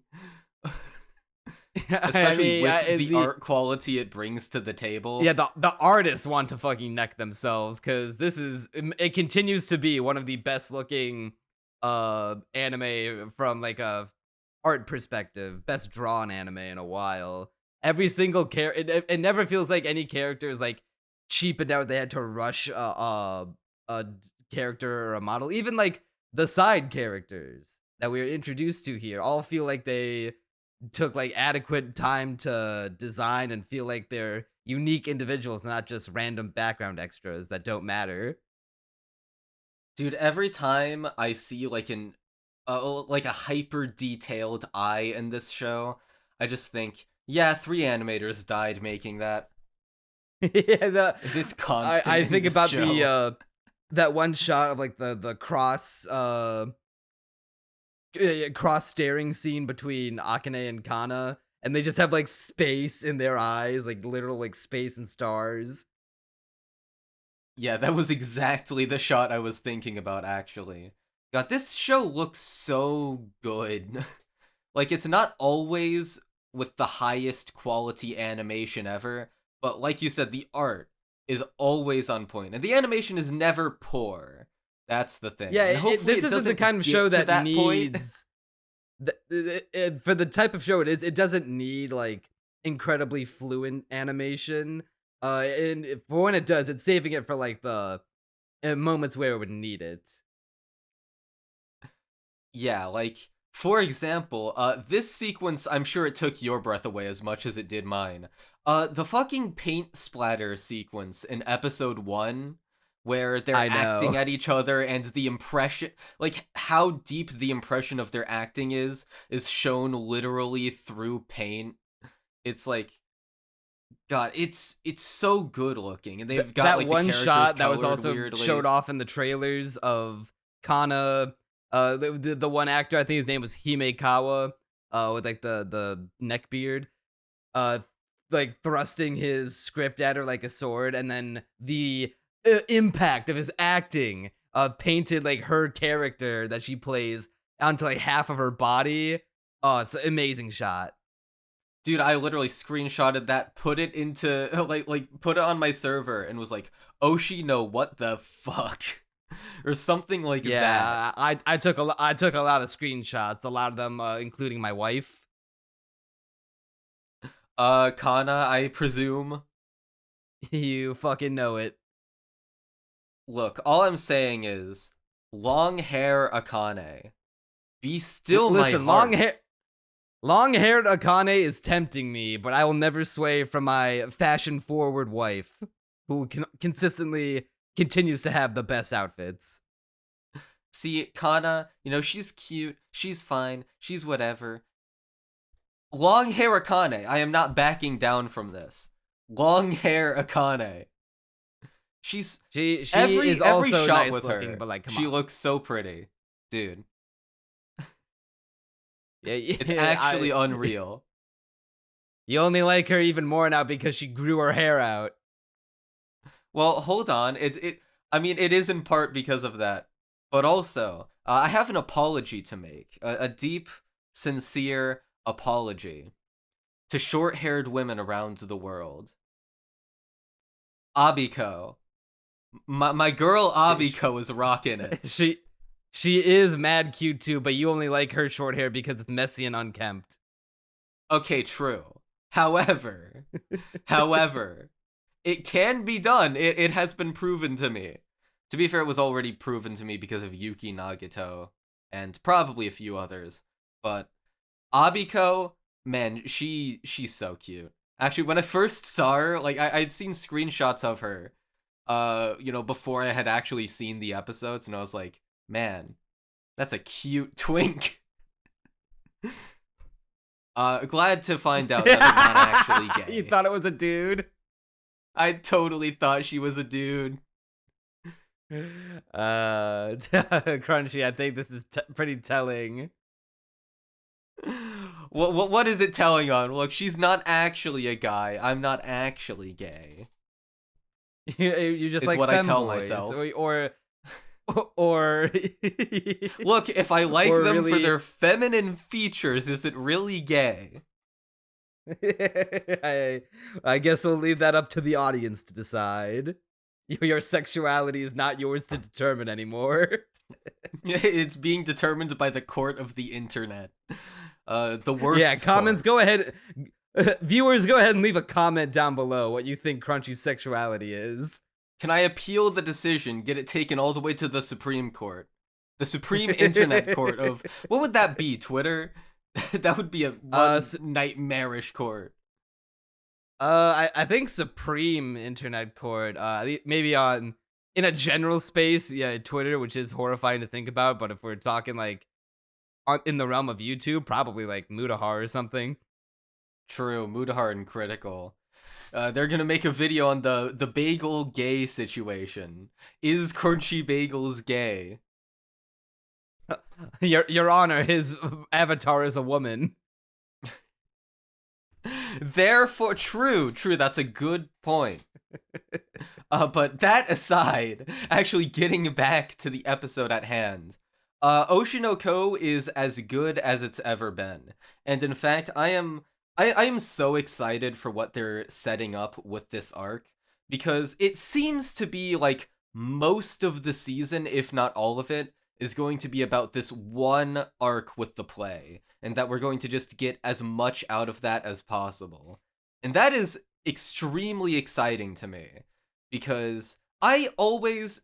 One of my favorite things in the anime we watch for this podcast is, like, you know, you see it a lot with Bleach when they're setting, like, very clearly setting the groundwork for, like, something insane, and they just spend, like, you know, upwards. I mean, in Bleach, it's like it can be a ridiculous number of episodes, but in this, like, I'm imagining maybe about 6 or 7 episodes to just set the groundwork for what will inevitably be, like, this extremely hype climax with, like, soaring emotions. Like, I'm here for it. Like, we're right now, I mean, not even just laying the groundwork, but already having, like, interesting characters in the form of Abiko, and interesting insights about the industry, and the conflicts therein. It's doing what Oshinoko has always done best. And in fact, it's actually doing the inverse side of something they were talking about around, I think, episode 4 of season 1,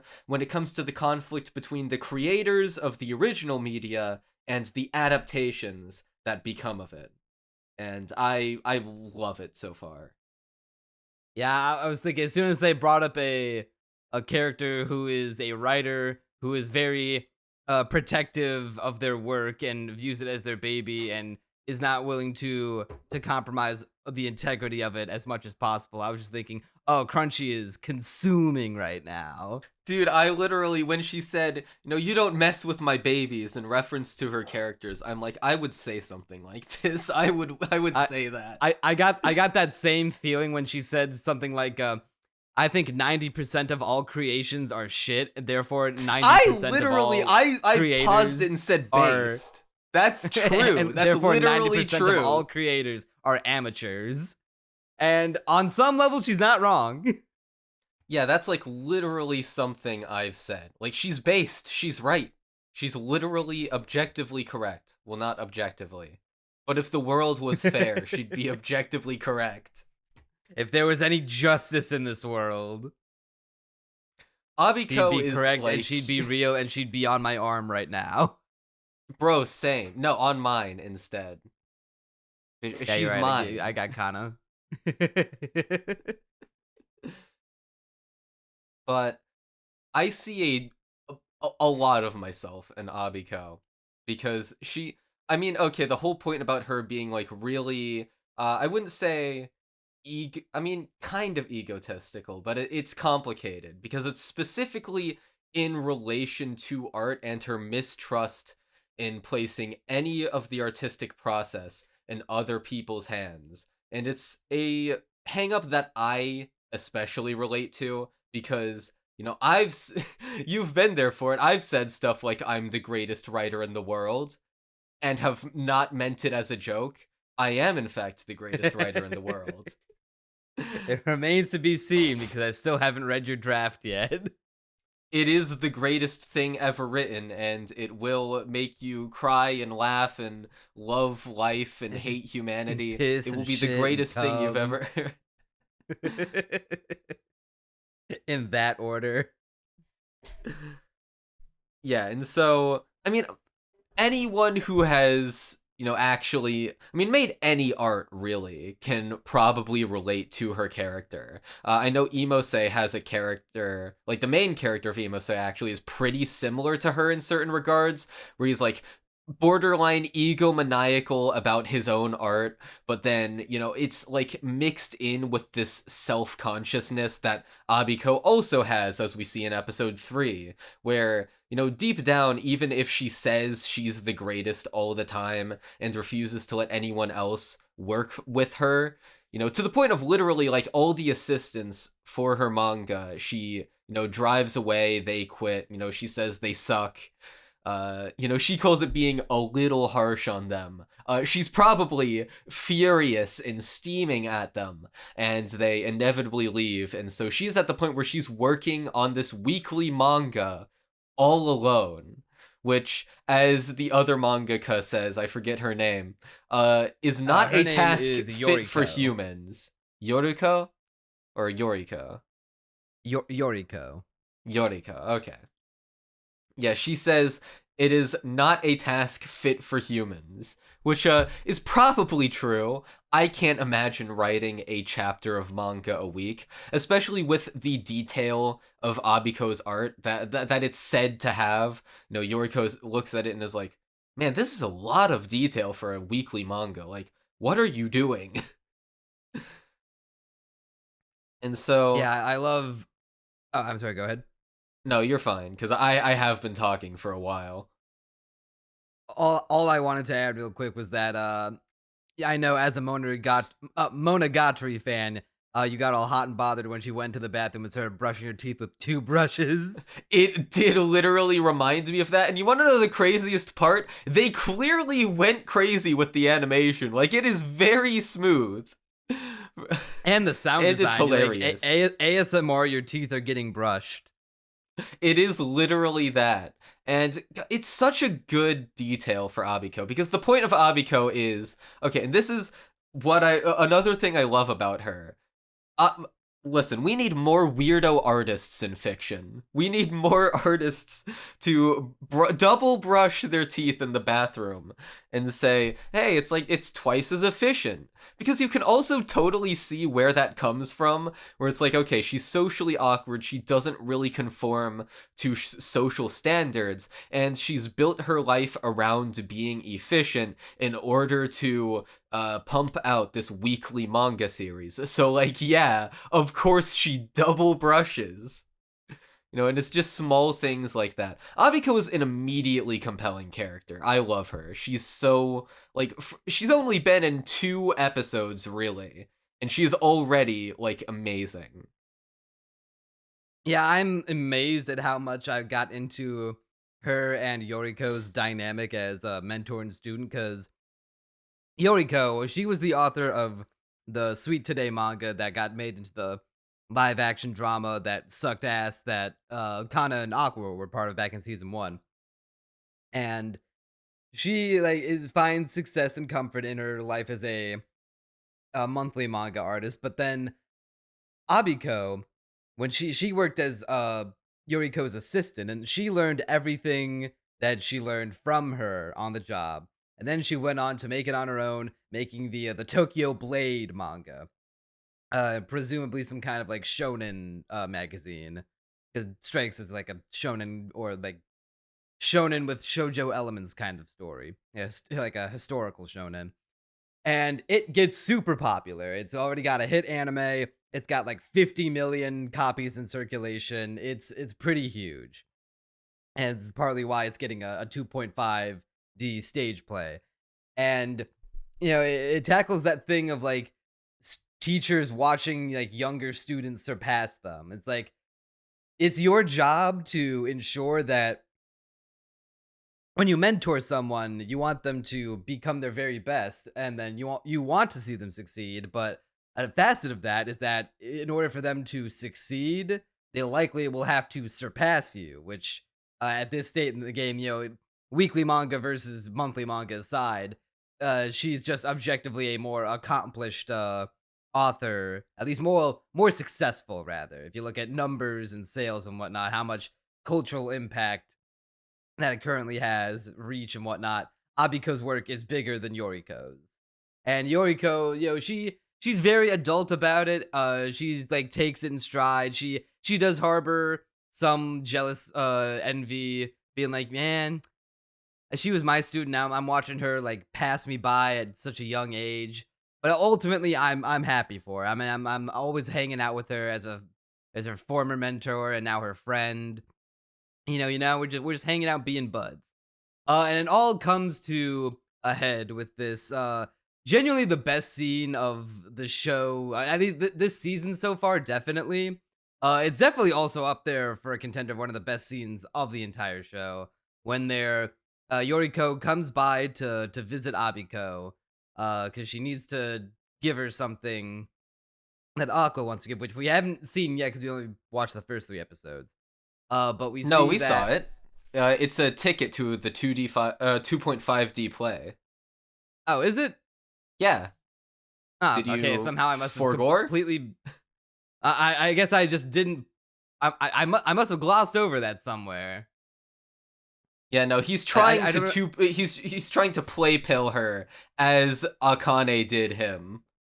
I mean, that does make sense. I guess somewhere along the way, I didn't see her open the envelope, or I didn't see her hand the envelope to Abiko because they were too busy engaging in brutally honest dialogue with each other while still maintaining a sense of like camaraderie and dude, as, like, that scene manga is professionals. So good. Because it's also like, oh, go on.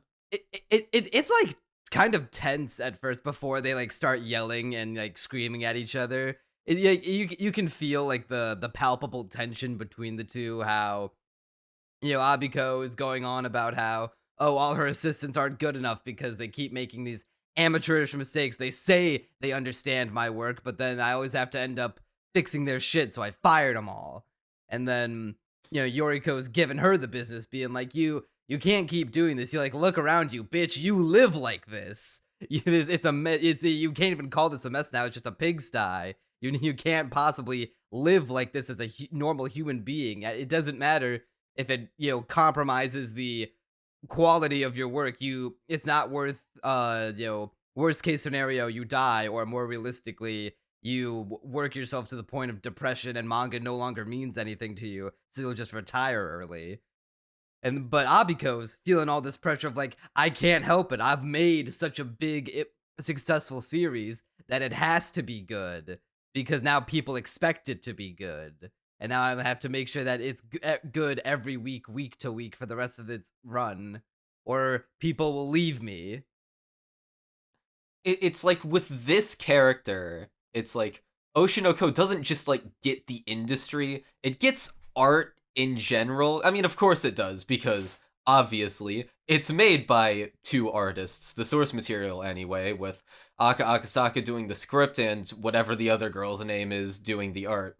And it's it's such a specific mental state, I guess, where it's like you do kind of have to be an artist to completely get where she's coming from. But like, do you think Akasaka like wrote from experience on this one? Almost certainly. I mean, I think this is genuinely something every artist can relate to in a certain way, because every artist has the fundamental... Okay, it's like a few different things that I think are fundamental to like, real bona fide artists, which is that, this sense of, I guess, egotism about your work, where it's like, I'm the greatest artist ever, I know what's good in fiction, because obviously you're seeing everything through your lens, coupled with like the rampant self-consciousness about it, the pressure True, we to do make have it the good. objectively correct takes on when it comes to Yeah, anime. that's We make it's the this clear at the catchphrase. beginning of every podcast. Except when we disagree, and then I have the objectively correct take, and I'm sure you'd say Yeah, the sure, same. pal. Sure, buddy. And so, Whatever helps you sleep at night. yeah, and it's mixing that with the self-consciousness, with the pressure, and this all like you said comes to a head in that scene where Yoriko's like, "Listen, man, your manga's been mid lately, mid hell, I not fucking even love that that she great." fucking tore into it. Not even like bro, like your manga was always bad. You're a hack writer, Abiko. But no, she was just like, no, your manga, like, and for a long time it was really good. But like volume 12, that shit was mid as fuck. Why are you shipping these two characters who you weren't going to ship before? Is it because you saw fan reaction to them and you saw them wanting to get together? Did you cave to public opinion? Yeah, and like that specifically to Abiko is like such a, direct hit, because she's someone who prides herself on like, I always know best. No one else gets it like I do. And all of a sudden she's caving to, the pressure from the unwashed masses. And it's like, yeah, you've got a point. And she, like, that's when what she's saying, like, gets the most direct hit out of her. Where it's like, oh, you know what, you got me there. But also, your stuff was mid, too. They're just going back and forth. And it's such an alive scene. As well as just showing I have how... no evidence corroborating this point, but I like to imagine that this is what happened with Kubo when he clearly wanted Ichigo and Rukia to end up together, except fans were like, maybe it'd be better if he ended up with Orihime instead. Was anyone like that? Was that like an opinion? Like I said, I have no evidence corroborating this point. I just am like to imagine it because it fits my perspective. Your pro Ichi Rukia objective. But God, where was I? Fuck, I had a point and now I've lost it because of Bleach. You got reminded of Orihime and naturally all your mind went into a frenzy. Exactly. Oh yeah, now I remember. Yeah, it's like another reason why that scene hits so hard is because Abiko's life is very clearly falling apart. Like like you said, her room is a mess, but she's also like, Yoriko is like, hey, like, are you getting sleep? How you doing? She's like, yeah, 2 hours of sleep a night. It works. And she talks about how much work she has to do. She has to do like this new illustration for the next volume of the manga, like directly after she finishes the chapter that's late. And you just like, she's fired all her assistants. She's falling apart due to her, I guess, standoffish nature against anyone else interfering in her art. And the message the show is getting at is any collaboration, especially in art, will inevitably be a compromise on some level, because you cannot literally get your ideal version of the piece. Like, you can't directly transpose that into someone's head. If someone else is drawing it, it will differ from your style in slight ways, and it might be simpler, it might not be as clean as you'd like it, or maybe it's not stylish enough. Yeah, I really love the point that they emphasize with this. And in Abiko's slight defense, the show does portray it as a bit of a, it's not entirely her fault, because the show does criticize the production committee and Antline way of communicating notes on production when they talk about like, oh no, it's not like Abiko can communicate directly with the script writer. She communicates with the, what was it, like the producer, the copyright, the script manager, the script writer, and like it all becomes a game of what they call it, Chinese whispers. Yeah, telephone. I think telephone and Chinese whispers are the same game, just with different names. But yeah, it's exactly like that. And that was another interesting piece of industry knowledge that I liked, as well as, and this is something I especially found interesting, how the show specifically says, like, look, there's certain things that work in a script for a play that would differ from a film or a manga. Like how, That's you what know, I there are always some say. parts, like, that, you know, Aqua even points out, like, hey, there are some parts in the script where they go on a bit of a long-winded monologue that wouldn't work in a manga, that would be a bit hammy, but because of the nature of a play where, you know, that would help with the pacing. I don't watch plays, so I don't know exactly how that would work, but I assume, like, you know, those soliloquies are normal in plays because they emphasize, you know, the acting and the emotions therein, and getting as much out of that, which is, you know, sort of the appeal of plays, I would imagine, because once again, I do not watch them. I don't either, although I really want to go to Broadway one of these days. Yeah, and so I want to go to Japan and see these 2.5 stage D plays. dude, I like seeing that. I'm like, man, that looks badass. That looks so real cool. quick though, I just want to throw out my only 2 criticisms I had of these 3 episodes so far. The first one, we've already talked about it. Why the fuck did they Akane take Aqua to a stage play and then we don't get to see it? That I did find a little weird. Like, obviously, it doesn't have to be the entire thing, but a few I wasn't. bits. Yeah. Like, all we get is bits like and a sound pieces. effect, and that's it. We don't get to see like they only talk about like what happened during the show, but we didn't. They pull a show don't tell, and that's cringe. But Don't you mean a tell don't show? Yeah, you're right. I immediately caught myself like they did not do a show and tell. They did a tell and show, a tell don't show. Yeah, that I Words. agree with you on. I think maybe they're saving it for the next episode. Maybe Abiko will experience it and she'll have more of like a revelation. They Oh better. yeah, because it is literally the same play. You know what? You're probably right on that. That might actually make it kind of justified. Yeah, that's the only way they can salvage it. Otherwise, it was a misfire. Okay, it's literally the same play. There's no way they're not gonna show it this time. All right. Well, we'll see in 2 weeks' time. Oh, and by the way, then... just to note, like, it's the play is written by the scriptwriter that she has dissed so heavily, which I think is going to be really, because I'm not sure if she knows that yet, but when she realizes it, I think it'll it's be like going her to coming be to Jesus moment. Yeah, like I can't wait for that. Because Aqua even says, like, this is a top tier play. Oh, I really hope that it is as we're describing, in that somewhere that maybe this already exists already, but maybe you know the Danny DeVito crying, "Oh my god, I get it now" meme. I hope someone makes that, but with Abiko. That would be peak. Yeah, that, and then other criticism I had was the beginning of episode 2.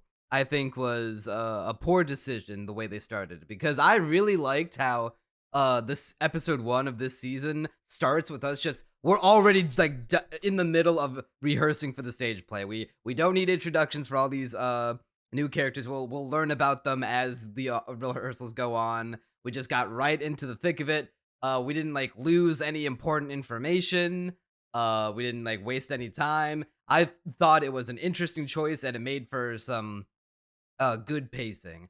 Then episode 2 starts with going back in time to the introduction of everyone meeting together for the play and introducing themselves, and it felt like a waste of 8 minutes. Well, it first of all, it definitely was not 8 whole minutes of that. Okay, and second well, of all, I counted. It was technically 6 minutes 30 seconds at the start of episode 2. Oh, you counted. Does that include the OP? If you chop out the OP, then it's 6 minutes 30 seconds. Okay, I was not counting. Yeah. I was It not didn't really a fan of that, bother because I me. was like, we didn't need the introductions and whatnot. We were already in the middle of it, and I wanted the payoff of how episode 1 ends with Abiko being like, "Oh yeah, I've seen all the actors, and I do have some notes about the script on what to change. Everything." And then jumping to episode 2, I was like, oh man, what's gonna be the fallout from that? And they're like, oh, we're gonna make you wait. Well, I also like that in the sense that we're okay. So the point of that scene, to me anyway, If they want to make us is- wait to give why she wanted to say that, I'm fine with seeing the scene of her hanging out with Yoriko and like getting a bit on her like background, but we didn't need that for all the actors introducing themselves. Yeah, I mean, I guess I didn't find it that boring, honestly. I really didn't. It was the worst part of these 3 episodes so far for me. I was just like tapping my finger on my tail, be like, we already were doing so well without this part that it was clearly unnecessary. When you were watching episode 1, did you find it like kind of neat that we were already in the middle of rehearsing for the stage play and got all introductions like off screen? I mean, no, I didn't even really register it that much, honestly.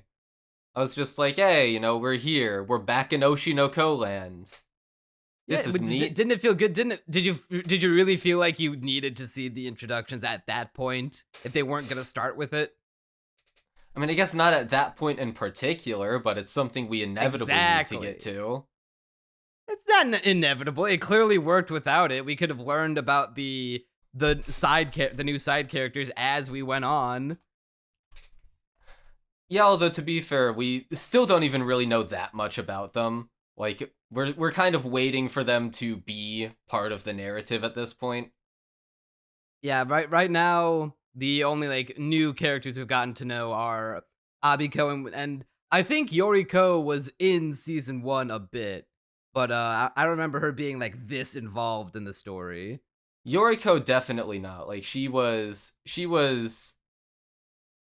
only there really for the end of that one arc with Love Now, or not Love Now, which was it Love Now? Sweet Today. I think that was the other one. No, Sweet Today. Love Now was the dating show. Yeah. Yeah, but I am amazed at how fast it got me to care about like that scene was when they're making the manga and arguing together was just entirely them. It was just the 2 characters who we've only really had 2 episodes of time to spend together with in a room, just having a conversation, and it was one of the best scenes I've seen of anime this year. All right, but something that's interesting to me, I'm not sure if you've seen the Mal score for this season. It's actually a whole 0.3 points lower than it. It's an 8.3 instead of an 8.6, which is still really good. But I'm wondering why it's lower. Because you'd expect a season 2 to be, like, on par or higher, because that's typically how it goes. I'm wondering what's turning down the score. Maybe I'd imagine it doesn't have an episode 1 level yeah, hook, I was I gonna guess. say exactly that, which is a little unfair considering that first episode is it's cheating to call it this because it's more of a movie than an episode 1, but it is if you wanna lay it side by side against all other first episodes of anime, it's probably one of the best episode 1s of all time. Of all time, maybe? It's cheating I do to compare it because you're comparing most 24-minute episode 1s to a fucking feature film. Yeah, but I mean, I did see one Mal review where it was like, the main thrust of the narrative, which is the whole finding the killer of I. Why aren't we doing that? Which, you complained about in season 1, to be fair. I did complain about it, and we haven't made any progress on it. Any tangible progress. He has said that the whole reason that Aqua agreed to do this play is because one of the producers in Akane's production committee had some influence on I, or like knew I back in the day, so he wanted to get some one-on-one time with him, and this was the best way to go about it. Nothing has come from that yet. But it does. I can't complain too much when we are getting introduced to these characters that are not completely detached from the narrative that we're trying to tell, and also that they got me to care about them in so little time. So if you want to call it a distraction from the overarching goal, I guess I can call it a fun distraction. I don't even think it's a distraction, because the point of Oshi no Ko is that it is both of these things, and primarily, honestly, it's primarily about the industry and art and entertainment and stuff like that. And I think it does that well. The whole thrust of the narrative where it's like finding Ai's killer, to me that's kind of just like, I mean, as we've gone through the show, obviously I expected it to have more of an influence at the beginning, but now that we're, how many episodes? Like 14 technically, but there's also like one of those is basically a feature film, so how many would that really translate to? Now that we're a ways into the show, I think it's fair to say that like the entertainment industry stuff is the primary focus for now, and that as we go on, we'll probably get more into the stuff with Ai's killer. But right now, like I am content with what the show is focusing on. I've never felt that it was undue to focus on this stuff, or that it was a distraction. I kind of regret calling it a distraction. I'm just like trying to play opposite of devil's advocate here, devil's prosecutor. I will say though, maybe this could be a bit of criticism. We got like basically no Ruby. Yeah, but I mean, to me it makes sense considering that the ending of season 1 is very focused on her. And, right now we're mostly laying the groundwork for this arc. I assume they're going to find a way to string her in later on in the season, so right now I am okay with that decision. If we go, like, let's say 3 more episodes without her, maybe then it'll start to, be like, okay, well, when are we gonna get her again? But I feel like for what they're trying to tell in these episodes, I think it's fine. I just remember season 1 doing a better job of interweaving both Aqua and Ruby's narratives together as like an A plot, B plot kind of thing. But you also have to remember that this is going to be a much longer arc than anything in season 1. So right now we're setting the groundwork. I feel like when you have arcs like this, you do have to spend more time focusing on certain things, and then you move on to the next thing. And I mean, I just never really find, well, not never, but I often don't find these things of like, oh, this character wasn't focused on recently. I don't find them much of an issue for the most part. Because to me, it's like, well, okay, if what we are focusing on is interesting, then it's fine. Maybe if we go too long without seeing them, it's an issue. But right now, I think we're good. I will say, though, with these 3 episodes and now being introduced to, like, the ability to care about characters who have, like, just been introduced and can like carry an entire scene completely detached from our main characters, it kind of got me to think that, man, remember that this show is technically about reincarnation? Yeah, that's... And I kind of feel like with every passing episode, I'm like, did it really need to be about reincarnation? Couldn't Aqua just have been like a very vengeful kid? I mean, on the one hand, like, the only reason, really, that I can see the reincarnation mattering, is first that the revenge plot would be kind of goofy if he was literally, like, a kid during it, but then the obvious answer to that would be, well, make it happen when he's a little older. Instead of, like, I mean, he's, like, what, 3 or 4 by the time she dies in the show proper? Physically, that is. Mentally, he's in his 30s. And so, I can see that argument kind of. And the other reason would be, like, just for the shocking beginning. If it worked for Batman, it can work for Aqua. I would think it's goofy if 3-year-old Aqua gets this revenge boner immediately. I would think, like, at least 12. Yeah, change it to that. She died when he was 6. Even 6 is a bit of a stretch. I don't know, but like just a bit older than where he was at, and I would be fine with it.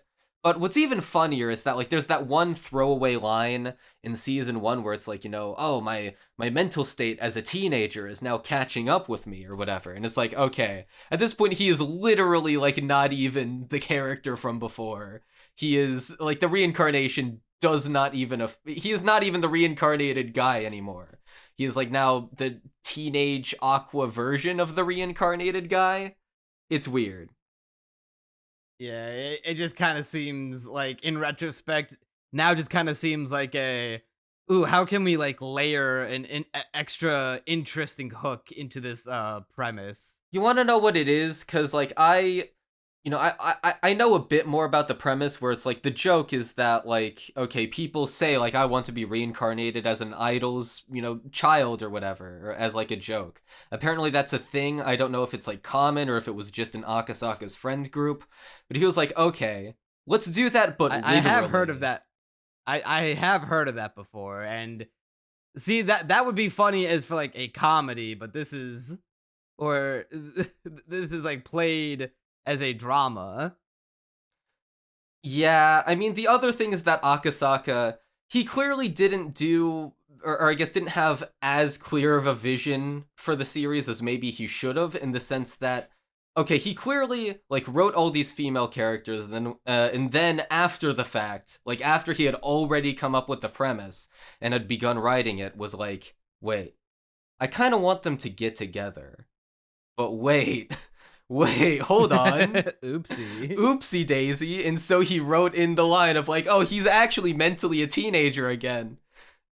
Stuff like that. It's a bit rough around the edges. And that is clear to see. The most obvious point in favor of that is the whole reincarnation thing. Like, yeah, it's a little tacked on. It's a little pointless. But aside from like the rough edges, I think the whole is genuinely just amazing. It's like one of my favorite don't shows get it of twisted. last This show year. is still very, very good. If it keeps up at this quality, it will be another 9 out of 10. Like, I will have nothing to complain about. Yeah, I'm loving everything that we've been given so far. I had to throw up a few Hail Marys and hold my cross up to the screen when the demon Memcho appeared, but thankfully she was only in it for like a minute. Oh god, I can't wait for them to focus an entire episode on Memcho, and then Neon, like, he's having a seizure in the back. He gets like an entire case of holy water and fucking destroys his PC. Exorcist spasming on the ground, and my head's like doing 360s. Exactly. I'm like spider crab crawling up my wall, hanging from my ceiling. Yeah, so I think that's about the gist of what I wanted to say about Oshinoko. It's good. Yeah, the last things I'll say about it are new opening, new ending. I like the song in the new opening, and the visuals are good. I feel like it's just not quite as good as the first one. I'm glad we're keeping the tradition of the quick fade cuts, though. I'm waiting for the new song to grow on me, because I feel like it will. Right now, I am not too into the song. It is hard to compete with Yoasobi, because that Idol is like a instant classic. I mean, the first time I heard Idol, I was immediately like, this opening is amazing. But, this one, I mean, the visuals, once again, are good. Not as good as the first opening even still, but maybe they'll grow on me again.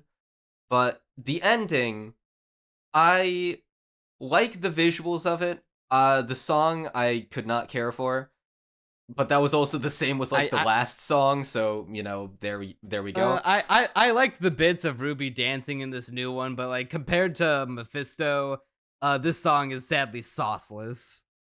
But you want to know what I care most about in all this?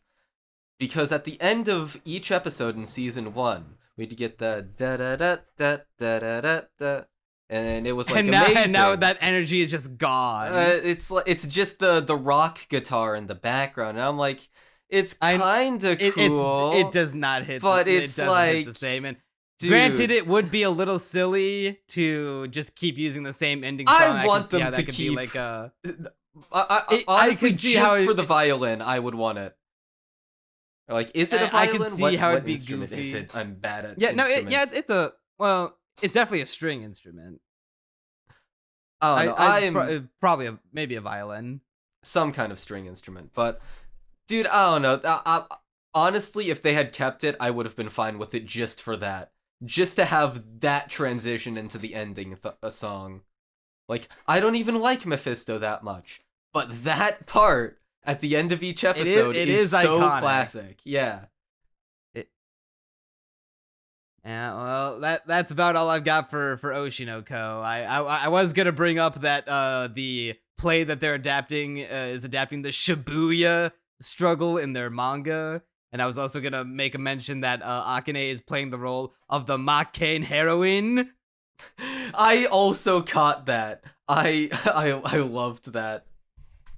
But it'll spare me from having to risk getting copyright and inserting like 3 seconds of specials and the Makkane opening. True. No. You don't even know what I'm going to do. Yeah, you're gonna jump down the elevator shaft. What? No. No. Lois, I can see you inching towards it. Huh? What? No, I would never. Oh no, I slipped!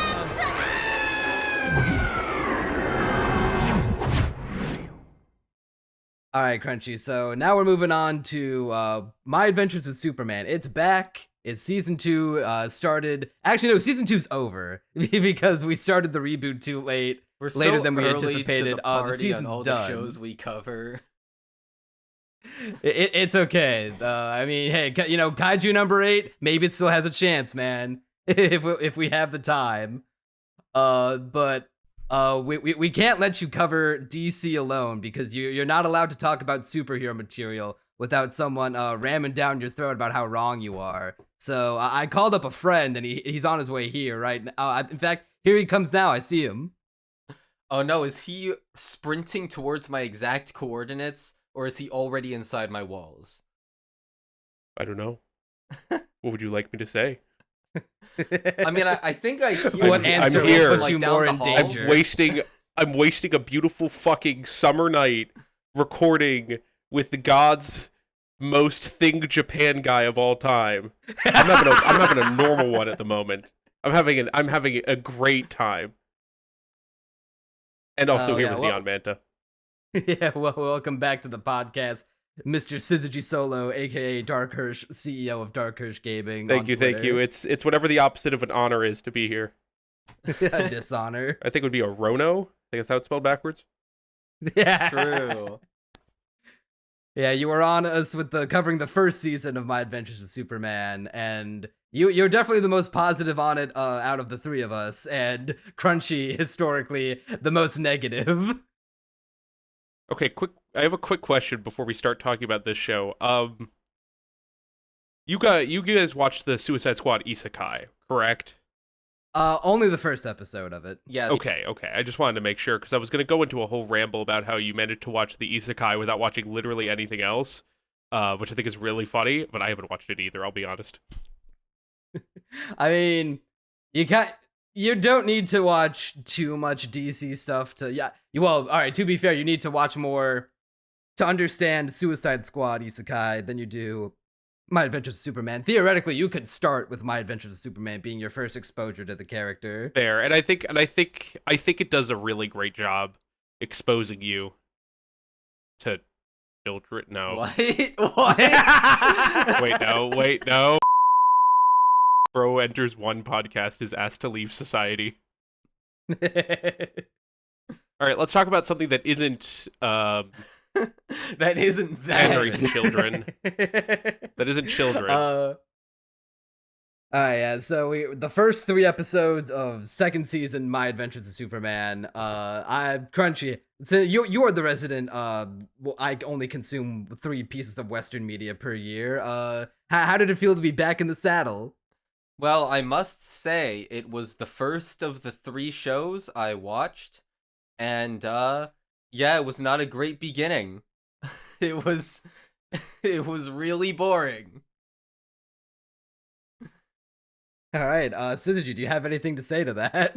Yeah, 2 words, buddy. Atomic Skull. I thought they'd The be greatest fuck you. supervillain to ever grace the comics.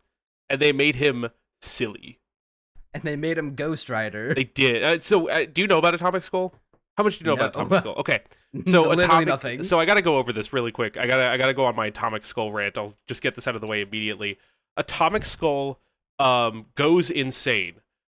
He literally just has a skull made of atomic energy, and that's it. Like, he could, like, shoot shit out of it and whatever, but it's like, it's really funny. That's all he does. It's like, I don't know. Question, did he come out before or after Ghost Rider? Researching that really quick. So, the original Atomic Skull, which didn't even have an atomic skull, he just kind of had a green skull cap or whatever, came out in 1976. The one that they have in the show came out in 1991. Ghost Rider came out in 1972, but they did not look similar at all at the time. So, if anything, they just decided to take this one-off character and be like, what if he was bikeless Ghost Rider?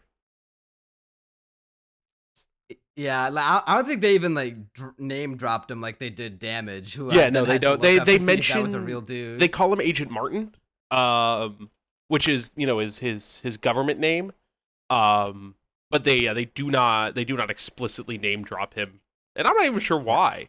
I think because they realized that having like a team of like Slade, Livewire, whatever, and Atomic Skull would kind of kill the I'm mojo. glad they're keeping the theme going of bringing back the literal D-list Who supervillains from So, the show. Damage isn't even a villain normally. He's normally a hero. Like, he's normally a member of the Justice Society.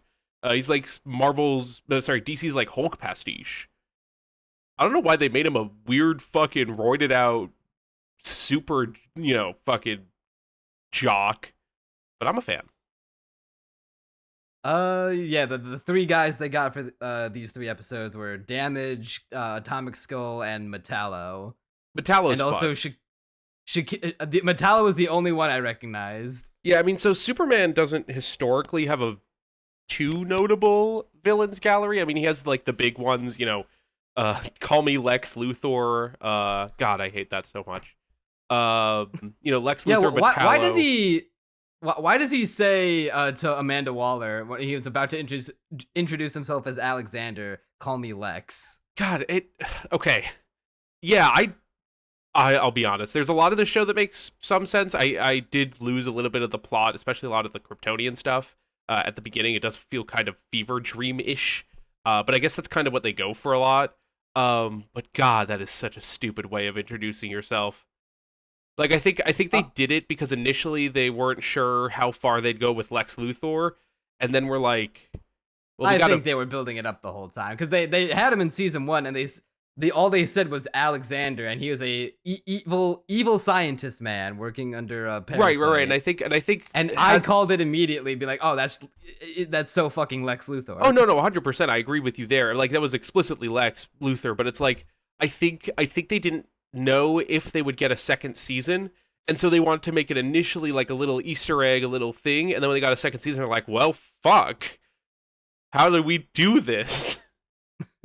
And he does it's Superman. One way or another, Lex Luthor is going to be the villain. Right. No, I mean, it has to be. It's the logical end. The question is, how are they gonna get rid of his hair? So in the original comics, not the original comics, in the original Superboy comics, which initially were not a separate character, now in the comics it is a separate character. The guy in whatever it's called, Young Justice. But initially, Superboy caused Lex's hatred of him by like shooting him with a cancer ray, if I'm correct, that made him bald. And then Lex Luthor swore revenge on him. It's no longer canon, it's like Earth 4 or whatever. But yeah, he hit him with like the de-hairing like chemo beam. Honestly, Oh, hitting I someone thought you with said a cancer ray. literal cancer ray. I thought you Kinda said when you said badass. cancer ray, I thought like like a ray that gives you. Isn't that literally a joke in the Harley Quinn Yes, show? it is. It's like, come on, Harley, why would you make that guy have cancer? I gotta go talk to my kids. It's a very good joke. The Harley Quinn show, unrelated, I do heavily recommend. If you're into Clayface and Clayface shenanigans, they don't put a bomb in him this time around. Yeah, but please explain to me how in Suicide Squad a bomb in his neck would kill him. So if I'm gonna be realistic, it's probably a cryo bomb, which is one of the few ways to actually stop Clayface. Any ice stuff freezes him, similar to like how Sandman in Marvel Comics can be defeated by enough piss. By jumping in the water because he has no soul. Why don't you jump in the water, man? Hey, I don't want to fight you. You have no soul. You want to do my street cred? But my guess is because they've done it before, like in the Arkham games, that's how you beat Clayface in like the final fight in Arkham City. That's probably what they would have done. I haven't seen enough. I haven't seen any of it. But yeah, putting an explosion just kind of makes more Clayfaces. I need some Clayface. You know what I'm saying? I need some clay head. Literally, me. Pick me. All right. Anyways, so what you guys are talking about? I think Lex is funny. I Don't think worry about it. You're too young. I think it perfectly illustrates my relationship with this show compared to what I imagine the average viewer of it is like. Because I felt this way about season 1 too, where they'll show like a new villain this episode, and most people who are aware of superhero movies at all are like, oh, it's the guy, it's that guy. He does that thing. If you're a big comic book encyclopedia, you will do a lot of Leonardo pointing at the screen and be like, oh, it's X. But from my perspective, Like that. I have no context going into them. And the show doesn't make me care about them.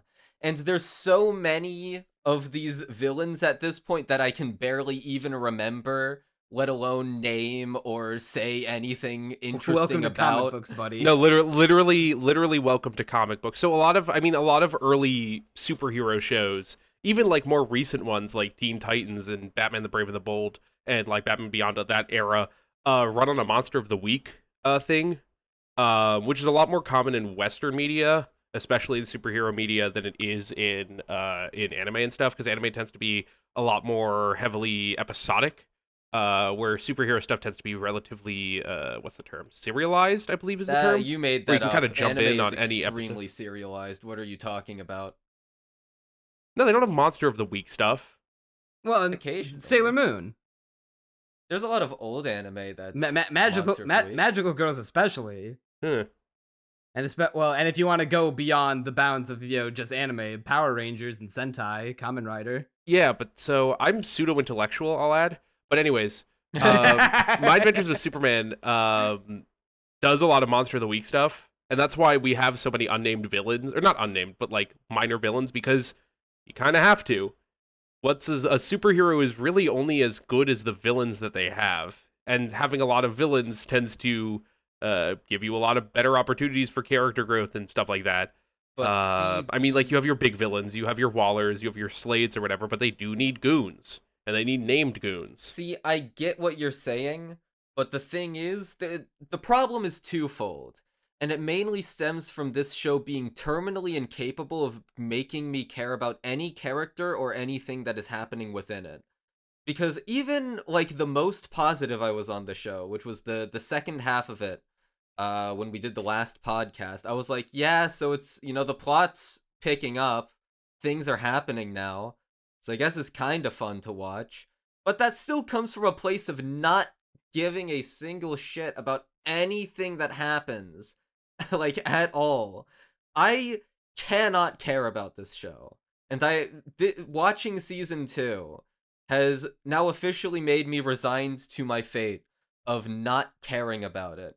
Because, like, at this point, I don't know what it could do to make me care. The characters are uninteresting.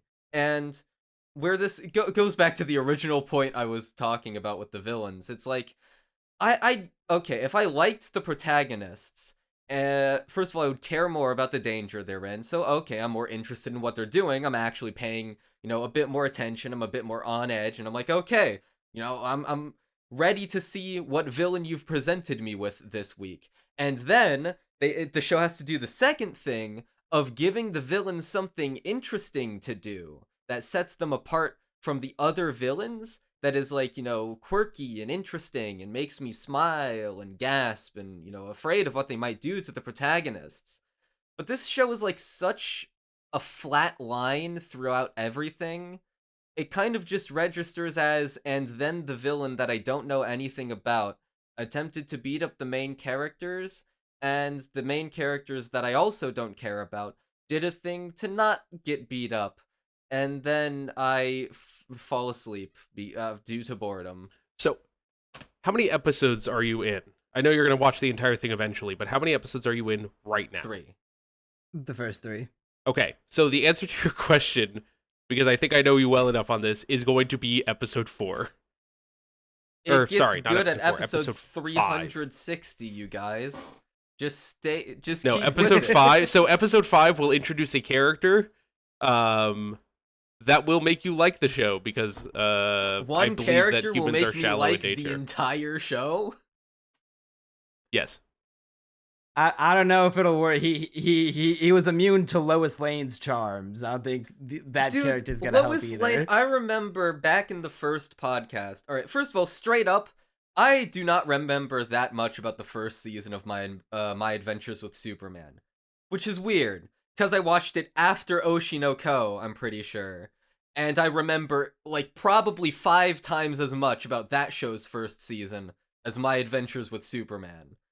And I'm just like, man, my brain really did its best to forget about the horrors that it incurred while watching that first season. And so, like, I just feel really apathetic towards it now. So, like, I remember being really angry at Lois Lane in the first season, and her, getting on to Kent Clark about, like basically hiding his secret. Motherfucker said Kent Yeah, Clark. I know. Sue me. Clark Kent, whatever. Clint Clark. Clint Clark. But Clerk. Store clerk. Okay, like, but I was so mad at her before. I Now I'm want to just hear apathetic. kind of... Now I just think she's boring. So, Neon Manta, Mr. Manta.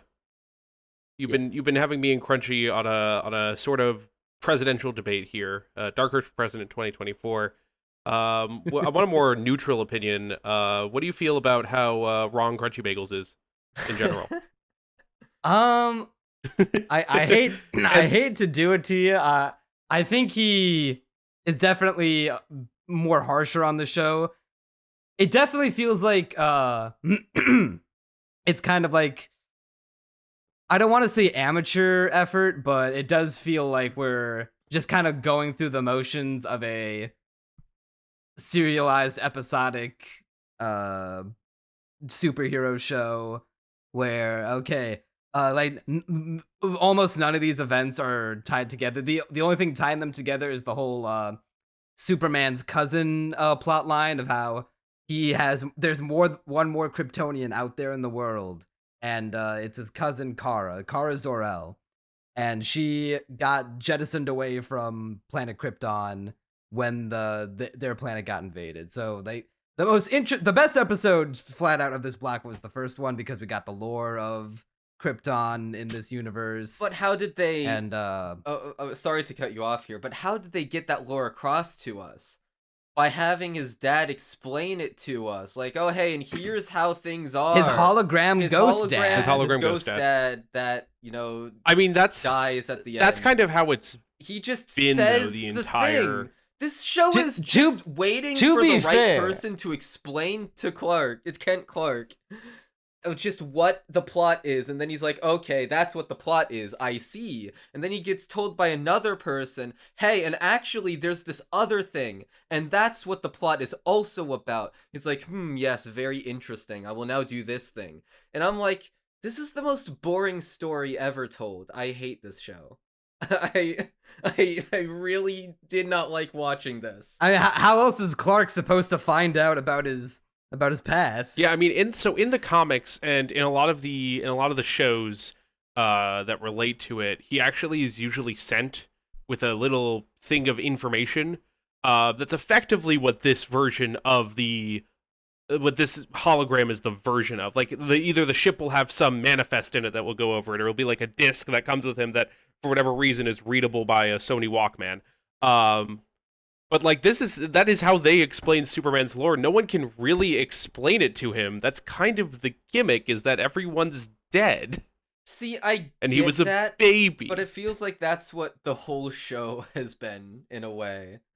It's literally the entire. I do wish that he was able to do a lot more searching on his own. Yeah, to discover answers as opposed to just being like, okay, we need to go to Antarctica where we're gonna set up the Fortress of Solitude. It feels like there's no discovery. There's no process. Instead of like, there's no like mystery that then you gradually put the pieces together. I'll agree with you then. Answer. I wish there was more of a. No, I agree. I don't know how much more searching they're doing, but like, I think it's really funny because I've been visualizing the idea of like, those things like, sorry, I can't afford a house. I wasn't, on the job when I was like 6 or 7 years old to start saving up. It's like, sorry, I don't know enough about my civilization. I should have been spending my years as a baby in a floating tube reading up on this shit.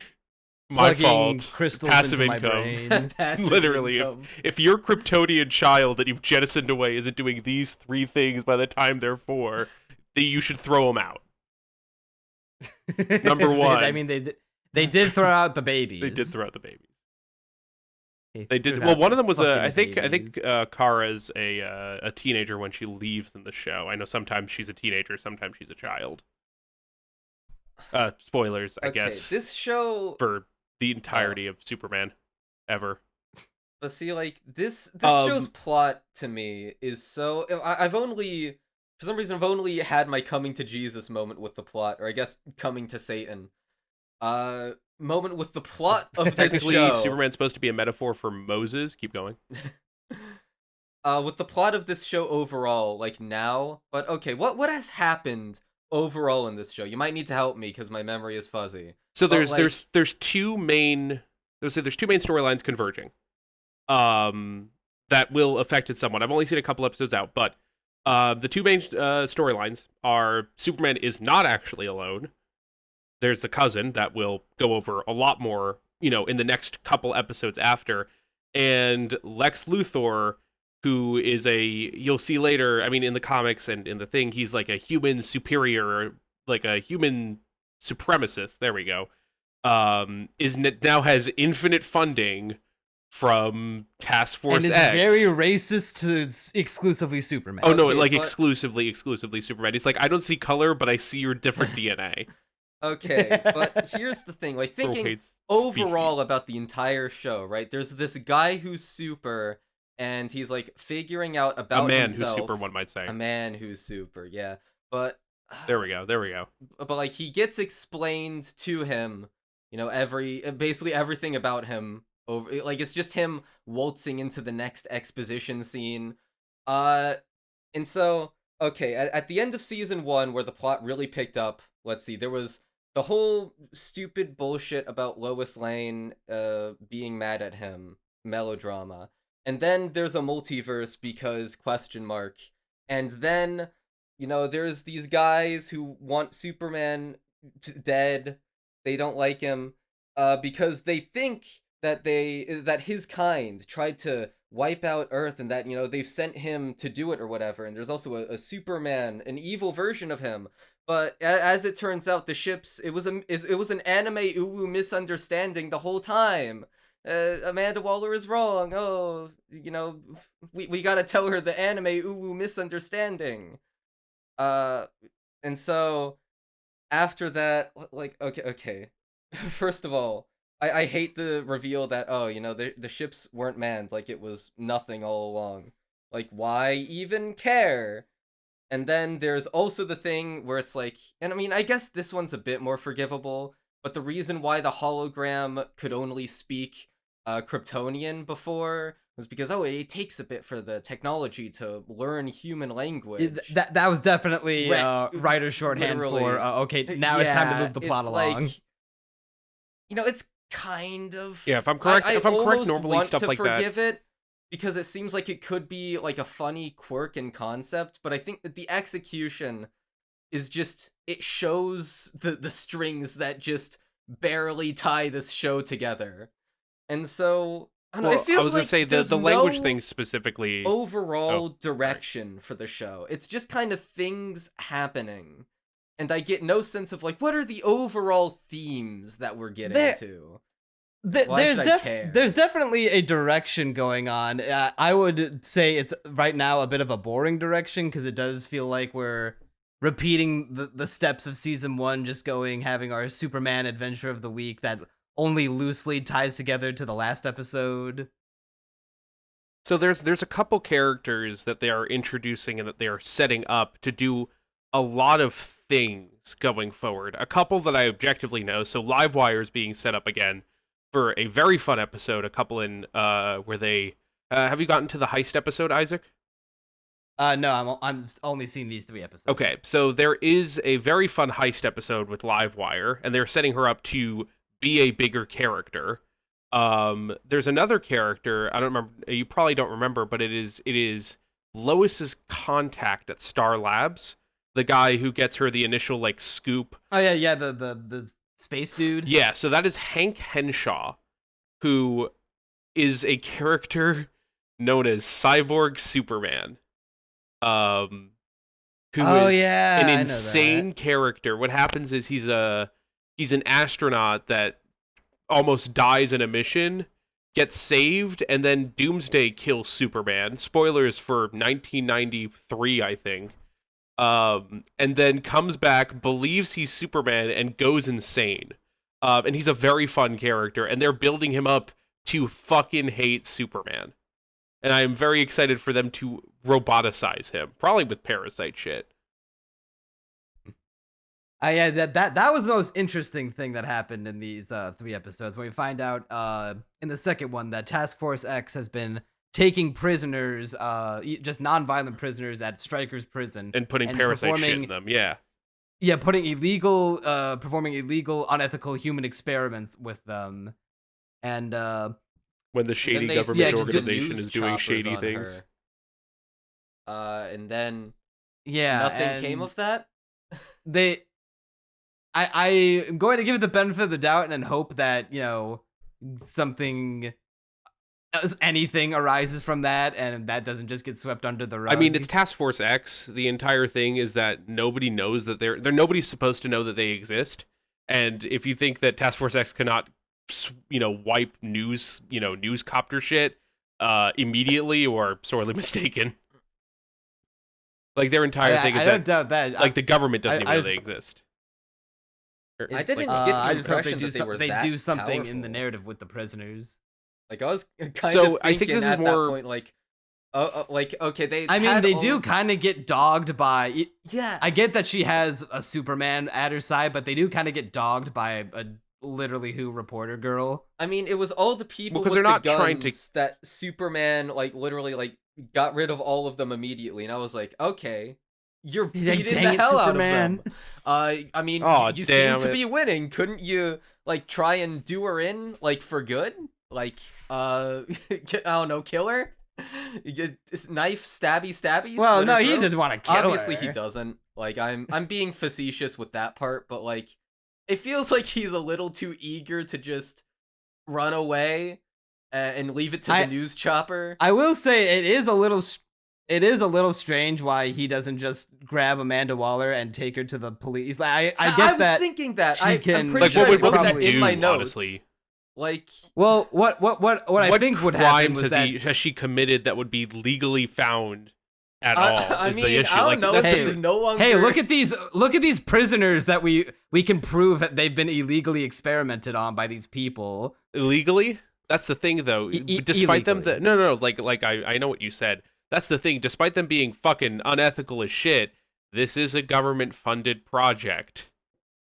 They're not getting arrested for it. Well, at least set up a thing where it's like he tries to do that. They they give the illusion of, oh yeah, yes sir, Mr. Superman, we'll deal with her But properly, also- and then they let her go and try like, oh yeah, don't get caught again, because now people will know about you. They don't know about, like, they know what we've done, but they don't know that we'll still do it. But also, Superman isn't a trustworthy character by other people. He can't just waltz into a police station with a government entity saying, I am more powerful don't than the you. people love him now? Wasn't that the whole thing at the end of season really. 1? People love him. Not really. You'll see as the season progresses, people start to sympathize with Lex's anti-alien sentiment as they start to portray him as a god, which is really a lot of so Superman is a funny story on humanity's drive to overcome obstacles, but being completely misunderstood while misunderstanding the entire situation while doing it. It's like heartwarming. The worst guy you know made a good point, but the other way around. Heartbreaking. The best guy you know made a bad point, I think. And that's kind of the point of Superman, is that he has to check himself. He can't. The second he starts arresting government entities for doing government stuff and being like, I believe that this is now above it and I am more powerful than you, he stops being Superman. Not that, respect the government and whatever, but like, especially considering how new he is, arresting government officials. What's the logic? I get the themes, but what's the logical, like, in-universe reason why he doesn't try to, like, stop Waller right then and there? Because he won't kill, because he's not that person. Well, yeah, he won't kill, but, like, why won't he, and like, he doesn't have the do a thing power to to be, stop okay. him. Keep in mind, also stopping her would most likely require him to reveal his full identity to everyone in a court of law,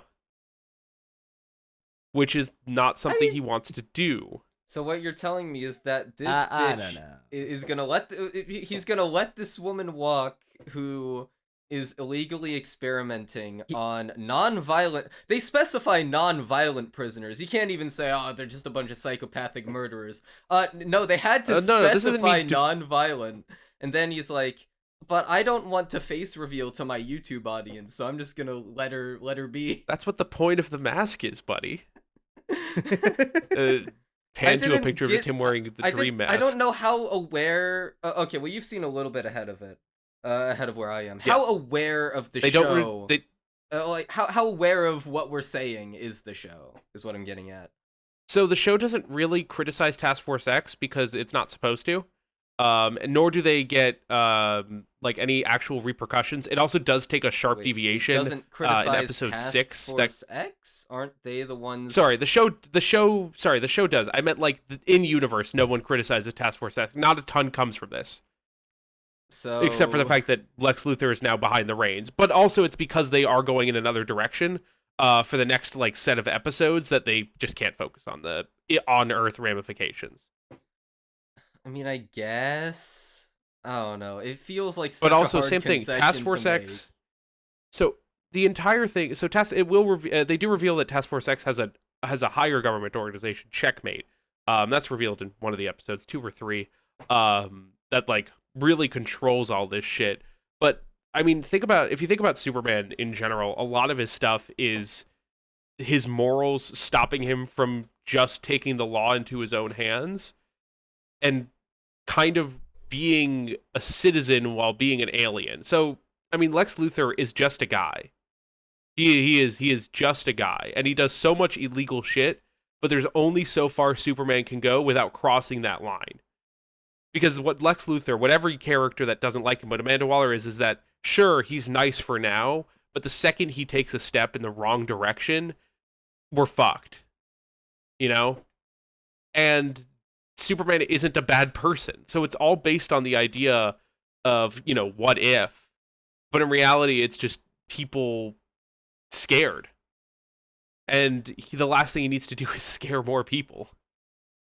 But then wouldn't that make it so much more apparent to him and, raise that conflict if he tries to do something like Stop Star. Turn over Amanda. Yeah. Yeah, Not Star, try to turn her over to the authorities only for the authorities to like pretend to take her in but allow her to keep doing what she's doing. I mean, Task Force X has a kind of god not complex, but like a god status where Hold on, it is very hard to nab Task Force X.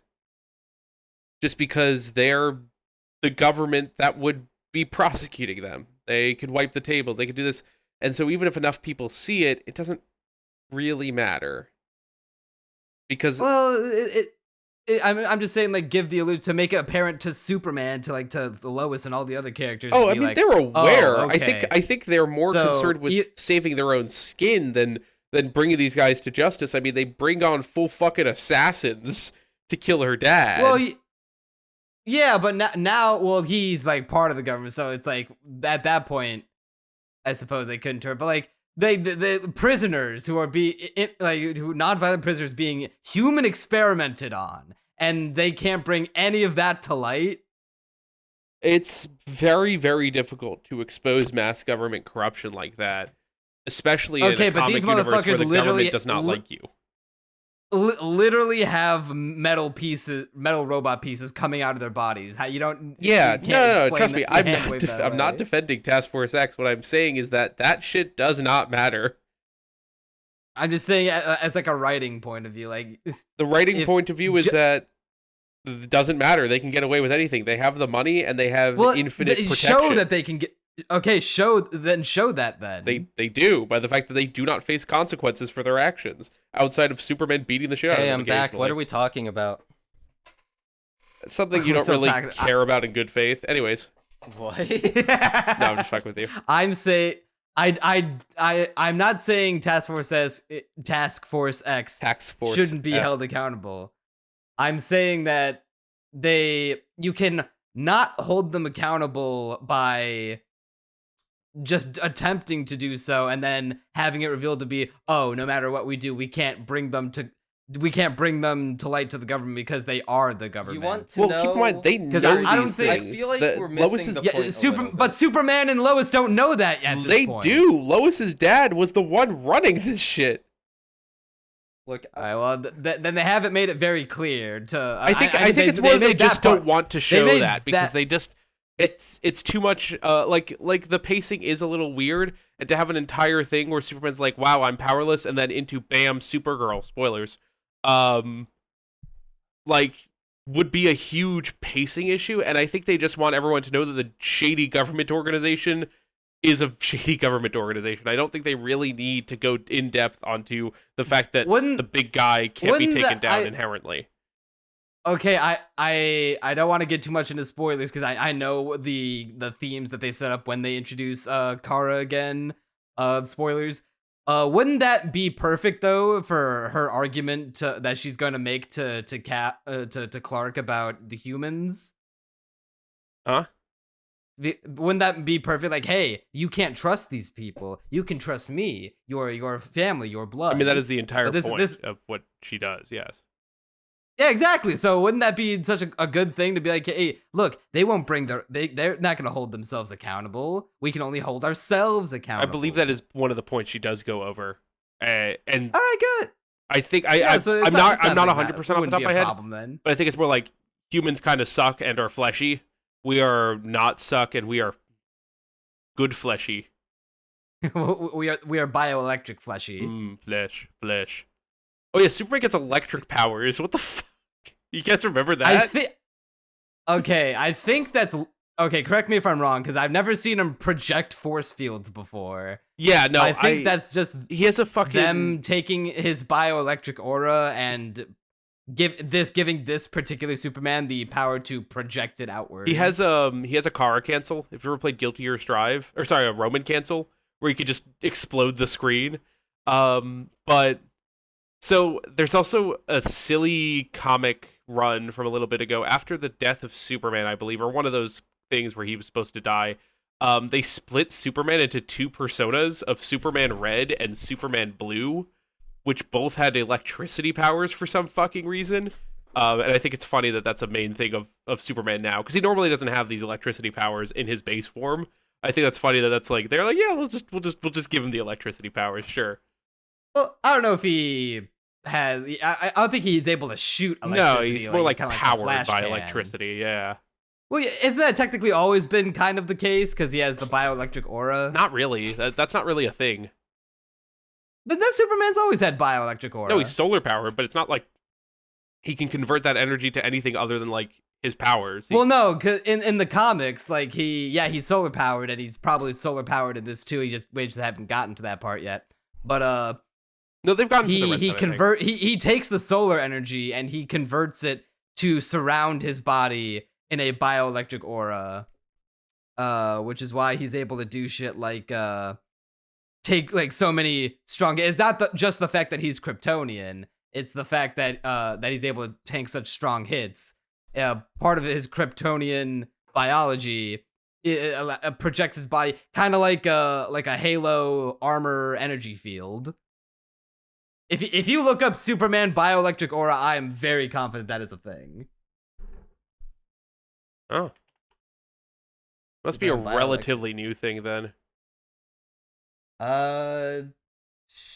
Let's see. No, you made me pull out the superpower. Oh, wiki. it is almost exclusively to My Adventures with Superman. Like it sometimes shows up with other things, but it's been mostly set up with like. No, okay. All right. I looked it up here. This is a famous panel from DC where Superman survives an explosion. Supernova exploding. And it says impressive invulnerability is due to his bioelectric aura, allowing him to survive a supernova unscathed and his suit intact. God, that hurts. So it looks like it's one of the like looking at like listening to that. So it looks like it was an older thing, like from one of his early days when he had a bajillion like superpowers, like he could shoot rainbow beams or whatever, and they brought it back relatively recently. Because every so often a writer will be like, "What if Superman has this weird thing that he used to have?" I mean that's the only weird power that he looks like they brought back, because everything else is the staples, the heat vision, the super breath. Has he gotten his ice breath yet? I don't think so. I think he does in one of the episodes that I'm on. I can't remember.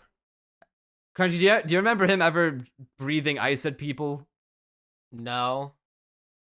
I mean, he might have. Okay. But I'm probably not the best one to ask about this. Yeah, so to avoid going off on a further tangent of the existence of a hypothetical bioelectric field or not,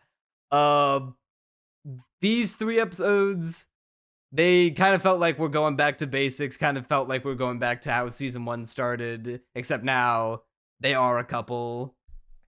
I wish that it took more of a slice of life angle to it. Like one of my favorite moments from these 3 episodes was that clip of Amanda Waller waking up like a normal, like the rest of us, and making herself breakfast, giving herself a pep talk. Dude, that because I felt like before that and then point, hitting that I had fucking just been, gritty. Slowly dying, wanting to kill myself as I watched the episodes, and then just felt suddenly like, I'd been resuscitated, like. Oh my god, I feel a pulse. Yeah, cause it's funny because Waller is traditionally depicted as like the most cold, heartless, does not give a shit about individual human life motherfucker there is. Right, and then meanwhile, here she is. So being made relatable. There's a funny panel. You might like this. Bear with me. It is a scene. It's not a panel. Sorry, it is from the Justice League cartoon, Justice League Unlimited. Where it shows a similar kind of scene with Amanda Waller, doing her morning routine. She goes in the shower, she comes out, and Batman is there. And he's like, I know who you are, Amanda Waller. I'm gonna do Batman things. Phew. Because they're one of the central antagonists of one of the seasons, specifically Project Cadmus. I don't think they'll do that here, but I think it's very reminiscent of that scene. I was kind of expecting Superman to somehow show up, but it's I think that was a very good scene though. Yeah, I appreciate that. I liked when Superman's father mentioned having to do a big grand romantic gesture to his wife, paralleling how Clark thinks he has to do that for Lois on Valentine's Day. I want more shit like Superman and Lois just going out on dates, because like only for this incarnation, if only because it's literally My Adventures of Superman. Right, it's a slice of life. slice of life from Lois Lane's perspective. Yeah, and I think it's really funny that entire episode too that everyone gets really mad at Clark for planning a date that's just kind of like, yeah, we'll go out for ramen, we'll go to the park. It's like, we'll do all our favorite things. I wrote her a poem. That's cringe, bro. Kill yourself. Look, all I'm saying is that eating noodles together doesn't sound like a bad date idea. I don't care what anyone says. I think it's the what's it called? It's the principle. Yeah, getting noodles is fun, but it's like, really? Noodles? On Valentine's Day? On the day of my daughter's wedding? You rescue me on the from the government prison on the day of my daughter's wedding. Oh yeah, also the actual best scene throughout these 3 episodes is when Lois is purposefully throwing herself down an elevator shaft. That was another one of the funny moments where I felt like I was being resuscitated very cute. after passing out. Yeah, I would say at this point it's like Clark is anticipating it, like, no, Lois, don't. It's like, you don't even know what I'm gonna do yet. I can see you moving, inching towards the shaft. I think the writing is definitely, like, I know you guys have issues with story or whatever. I think the writing is genuinely very good. I wish it was more like that, because that was sadly a bit of a rarity. So, there will be characters coming back that will do more bits during the heist episode. If you'd like me to tell you who they are, I can tell you, but if you would not like to, I will keep it a secret for you to. We'll find out in 2 weeks. We'll find out in 2 weeks. It rhymes with Monsieur Bala and the Moraine. Look, all I'm saying is if every interaction was as good as the elevator scene, I might actually be able to care about Lois and Clark's relationship. I think you should throw yourself down an elevator shaft. True. And Superman won't be there to catch you romantically. No, Isaac, you should jump in after him. I'm sorry, Neon Manta, you should jump in after him. Did not mean to use your fucking government name. People know what my government name is. Oh, thank God. His name is Isaac. I don't know if they know your last name. And he lives at. Let me pull up your address. 1600 Penn Street. And his phone number is. Oh, what is the White House phone number? 911. Please call them and request Neon Manta. If you have any questions for the podcast, be sure to give us a call at 911. Your local law enforcement so they can be properly euthanized for watching this slop. It's premium slop. Sleemium prop. I was upset that for when they got Reinhardt Overwatch in the 3rd episode, they didn't get Shaquille O'Neal to voice act him like they did for the movie. You're talking about Steel, right? Yes. I love Steel. I love what they did with Steel. And I know we're going over on a lot of the time. Making him a mech suit, so good. So funny. What wasn't he always a mech suit? No, it's always closer to an Iron Man suit. Like it's imagine like a full, like if you look at the original Iron Man suit, the big bulky gray one, it's kind of like that with a hammer. I wouldn't call it a mech suit. I'd call it like a armor. Okay. Like armor. I also did like that they ended the 3rd episode with Lex pulling his first I fucking hate Superman and anyone who supports him. Oh yeah. So that'll happen in episode like 5, I think. Where he starts to go, everyone kill them, because it happens in the dating episode, I think, where you get to meet God's hottest character, Silver St. Cloud. I want her to beat me to death. Yeah, I love how at the end of episode 3, when we think we're having the happy ending and Clark writes the article on how Dr. Irons, the Steel, it helped Superman stop the Metallo reactor from blowing up and destroying the city, that Lex comes in and is like, hey, yeah, cool that you helped Superman and everything. My name's Lex Luthor, owner of LexCorp, and now owner of you. I've bought your company, and you're fired. Oh, it's so good. It's very in character for Lex Luthor to do that. Yeah, it sucks too, because I would wanted to have seen more of that Steel mech suit. Because they also had Metallo, and I have to find this guy. So the CEO, and this was something that I made a note of when I was initially watching this episode. The CEO Thomas Weston. I want to pull up his original like wiki because he's kind of an insane character. Thomas Weston. So he's initially the CEO of the arms manufacturer. He's like Amertech is initially a public arms manufacturer, and he wants to like go to war with literally everyone. Like he created an assault rifle, and then they made him a twink. They made him a little guy. Wait, in this show? Yes. I wouldn't call him a twink. He's a purple guy. Or I wouldn't call this incarnation of him a twink. I would, but I'm different. All I know is that Crunchy's interest in these episodes peaked when he saw his assistant lady put on the baby binky and shake the rattles. Neon, I'm going to. That's when he started fucking bouncing kill off the you. walls. You're dead to me. Yeah, that's kind of everything of note that happened in these 3 episodes. We're definitely building up to something. Hopefully the overarching plot kicks in sooner rather than later, because it kind of just felt like we were going back to basics with these 3. I will forget everything that happened in these episodes in precisely 3 days. Thank God. Your motherfucking memory of this episode will end 3 hours from now. Your Honestly, it motherfucking will. And then dog. my memory of every other episode we talk about this block will last infinitely longer. Because I am just... I guess my brain has selectively decided that Maz is the show that I will never even remember that I watched. And I'm fine with that. It's not the best thing ever, and so far these first 3 episodes have not like got me super hyped to watch the rest of it, but it's not bad. It's like room temperature water. I am. It's not horrible. I am exaggerating a little bit. I'm willing to call it bad. It is the most basic and uninteresting thing in well, okay, not the most basic. You can get a lot more flavorless than this in very terrible isekai. But it's just, to me, it's so nothing.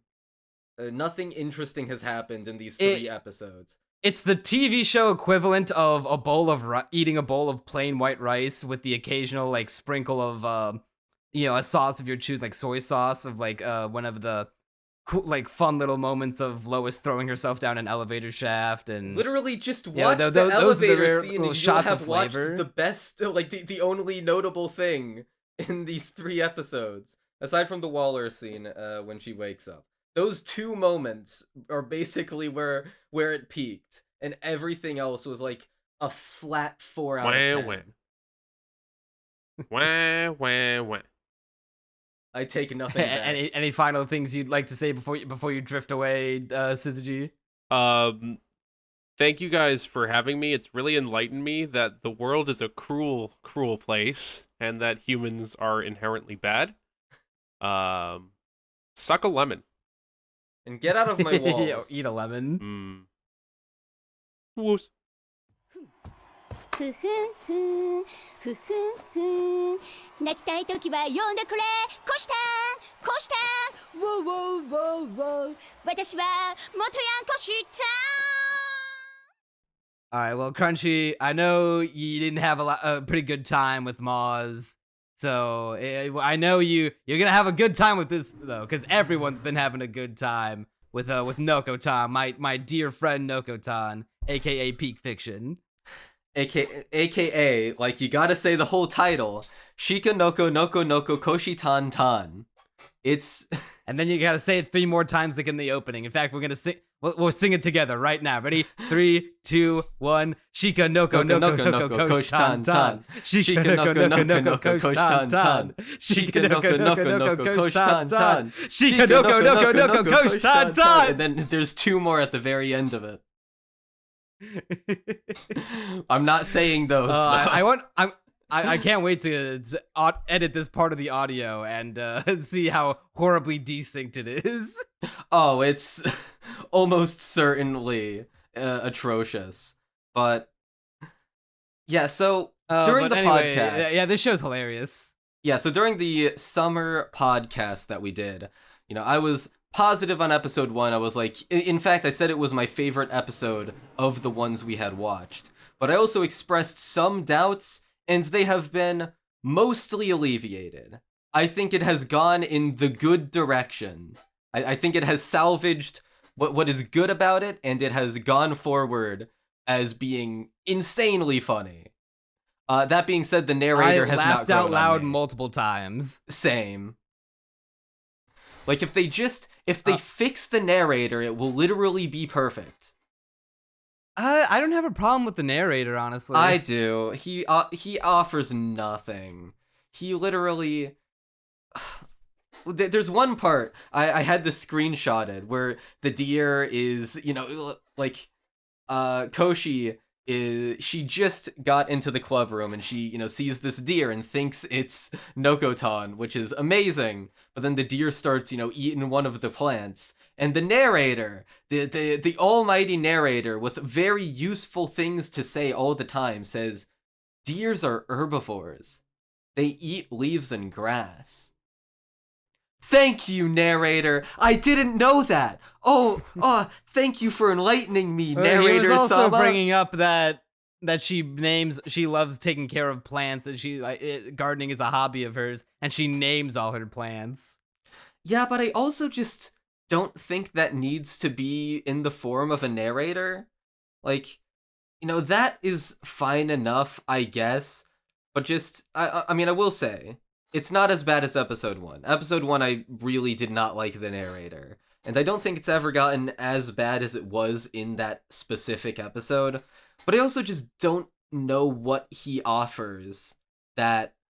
Like, okay, in Kaguya, it's obvious what the narrator offers. Like, he's part of the show's soul. It's great. In this show, he's just kinda there, and it's dubious whether or not he adds anything. And I kinda don't like that. I don't think he detracts from the show. I think there are times when he does.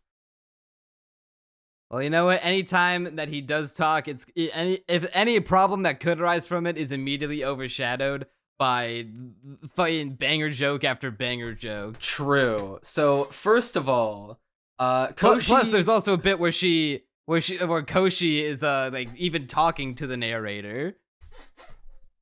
Koshi's sister is just like me for real. Koshi's sister. Anko Koshi. Just like Anko Uguisu. That was my first thought. But also, just like me for real, literally me, in fact, she... wants to have violent sex with her sister. Based. Emphasis on the word violent, because she is a yandere.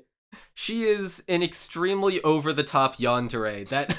Okay, the entire first part of episode 2 was like, it constantly got me, because the idea is that Nokotan is being hunted down. Like, Koshi walks up to the club room and it's immediately like, oh, this place is wrecked. There's like graffiti in red on the walls. Get like out, a deer deer plushie. Yeah, like torn up. Like it's so good. And yeah, Nokotan's just like, oh yeah, someone's trying to hunt down and kill me and whatever. Oh, quick, get down, Koshi. Someone's here. yeah, I love someone could be around every corner. When she's recounting, like, oh, so I feel like someone's been after me all day. I fell through a 5-meter pitfall. I took a spear through the head, impaled me right through my brain, and I even saw filled up bottles of water all around here. And Koshi's like, wait, what do you mean you got a fucking spear in the head? How are you alive? Yeah, apparently Nokotan is just afraid of water. That's just kind of inserted in very suddenly, but I like it. She's afraid of water specifically when it's in a plastic bottle. Yeah. Which is great. Dude, like that. I also love how Koshi specifically mentions that when she comes to her clubhouse and she's like trying to build it up into a little utopia, but she comes back and she sees it all destroyed. She's like, no, I poured my life savings into this clubhouse. Punished Koshi is going to be a running theme throughout this entire show. And it doesn't even stop with just that in this Oh, episode. it gets so much worse. It gets infinitely worse.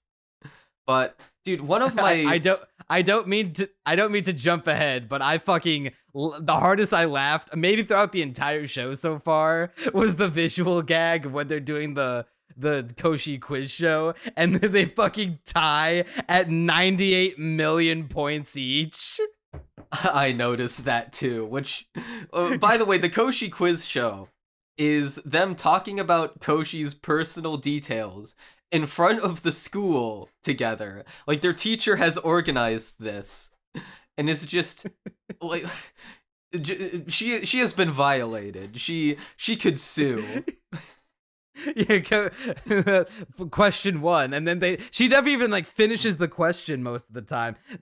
Anko and Noko just answer instantly, and they like, just know. What does Koshi do every night before bed?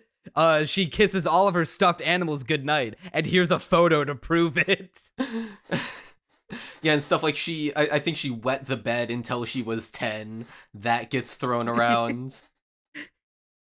And every question was worth 10 points. So the visual gag of both of them having a score of 98 million got me thinking that if it's 10 points per question, that means they had to have answered at least 19,600,000 questions, all relating to Koshi's personal life. One of my favorite visuals in the show so far, and this, I'm not sure if you picked up on this, right? So there's this one part where, Nokotan goes full JoJo character, and she has like this subtle film grain effect over just her character. And I was like, I love that. It's just this little detail that makes her look even more like, I don't even know why exactly it's there. It just fits. I like it. I think it's supposed to make her like, the shading is supposed to give her like more of a JoJo or Fist of the North Star appearance, because that's what they're parodying. Yeah, but specifically like a film grain just over her character, which they actually also did in Gumball for the tree librarian when they redesigned her, which I thought was interesting. That they both had this idea, presumably just came to it separately. And I love how Anko, like the reason that she agrees to the quiz is because Anko and Noko are gonna have a contest to be who can be by Koshi's side, and if Anko wins, she's gonna be like, "Oh yeah, I'm gonna deport your ass to Nara Park, you illegal." She's literally pro deportation of deer women. Making her the most based anime character in existence. Exactly. I love when she tries to throw the kunai at Noko, and she just fucking goes into noodle scrimblo bimblo form. Like the first time before she turns into a JoJo character, she like bends into like a weird like letter C shaped curve, and then later in the episode at the end of the quiz show when she's just chucking all the kunai at her like Dio, she's just fucking dancing in place and dodging all of the kunai. Yeah, but we haven't even talked about the ending, which is incredible. Nokotan almost dies. So Koshi is like walking away. I mean, her soul leaves her body, Yeah. so she does technically die in a way. They frame it as though like the crackers in her shirt pocket blocked the blade, but her soul explicitly gets taken up to dear heaven, where she is faced with dear Jesus, who then literally kicks her out of heaven. But what I like and she even falls more, back down to her body with a new. But what I love is it's specifically that like the kunai, she like hid a deer cracker, I assume, in her bra, and then it just conveniently hit that, and she's like, oh no, actually, the deer cracker that you laid out for me in this trap, it was what saved me. You saved me, Anko. No, what she said was like, Noko, I'm sorry I tried to kill you. You saved my sister. You're not that bad after all. And she says, no, Anko, don't you see? You gave me the crackers that blocked the kunai. You saved your sister. Oh, yeah. I fucking love... Everyone in the show is a retard, and I love it. Everyone except Koshi, who is also, to be fair, she is also... She has her moments. Sadly, she is just the victim of bullying. I love how at the end of the quiz show, Anko just says, fuck it, tries to kill her anyway. And then Koshi's like, hey, doesn't that mean my privacy was violated for nothing? Koshi, she is not going to survive this show with any shred of decency or sanity left. I looked in the comments of the episode because these episodes are being uploaded to the It's Anime channel, which I guess must be affiliated with the production committee because it's being up there completely subtitled officially. And one of the comments read, Koshi is going to be submitted into a mental institute in the season finale. Almost certainly. She will need years of therapy to survive this. By the way, normalize anime characters with weird eyes. I love just looking into Anko's eyes. They're so interesting. She looks diabolical, but I love that about her. Yeah, when she goes full Yandere mode, she's got like the slanted, void, purple-red eyes. When she's holding the knife, she literally bleeds when she cries. She has the cry blood when she's thinking about how someone else besides her is spending all their time with Koshi. Once again, just like me for real. Yeah, I knew it. You're trying to take my sister's virginity. Do you know how hard I've been trying to protect it? Oh, she's not protecting it. She wants to be the one to take it. She's protecting it for herself. Damn, this arc of Oshi no Ko going crazy. True. Look, all I'm saying is that Oshi no Ko, they were shy about it. They had to keep it for near the end of the manga. Bro, this show is bold. It just starts with it. Episode 2, baby. Yeah. Episode 3 was not as laugh out loud funny as episode 2, but also had its moments. It gave us the Bully Maguire dance, which automatically puts the show into GOAT status.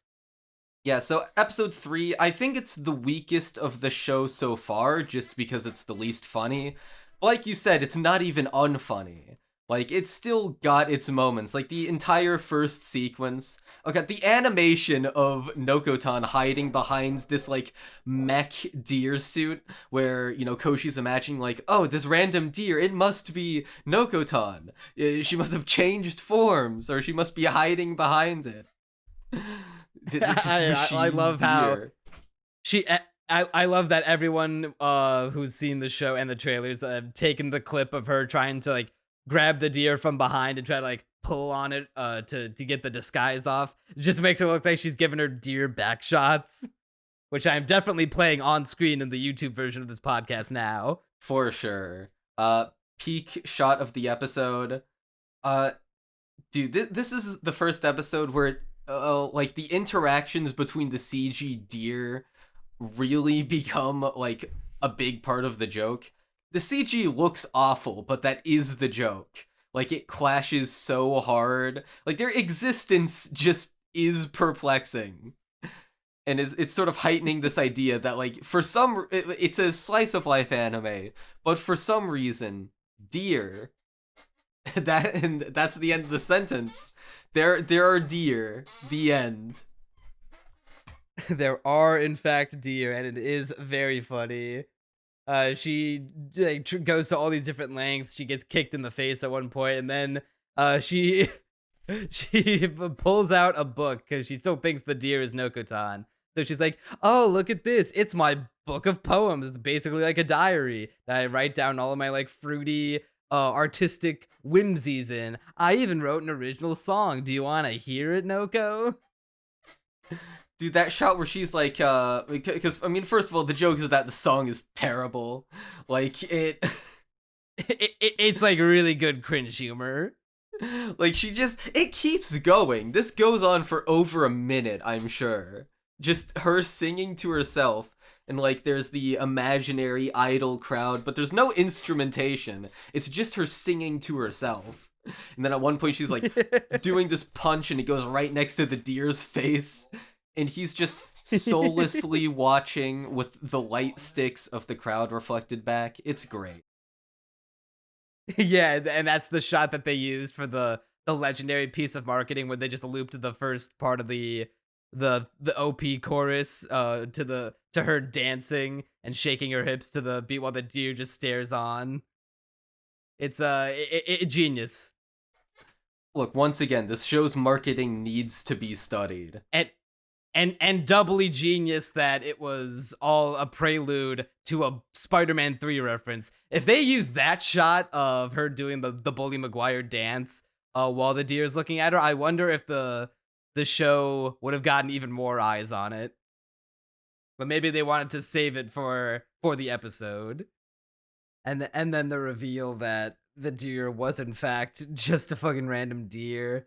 And but Noko did hear all of the dancing because she spoke before she began singing the song, and Koshi just had her eyes closed, so she just assumed that was assumed that it was Nokotan. So she did the whole performance, and then the reveal that Nokotan was behind her, and she was still embarrassed beyond belief, singing about go ex-delinquent Koshitantan. Yeah, the inevitable reveal happened, which, I mean, it was obvious throughout the entire sequence, but that's also part of the joke, that Koshi just doesn't realize this, just insistently maintains this belief that it has to be just Nokotan in a deer suit.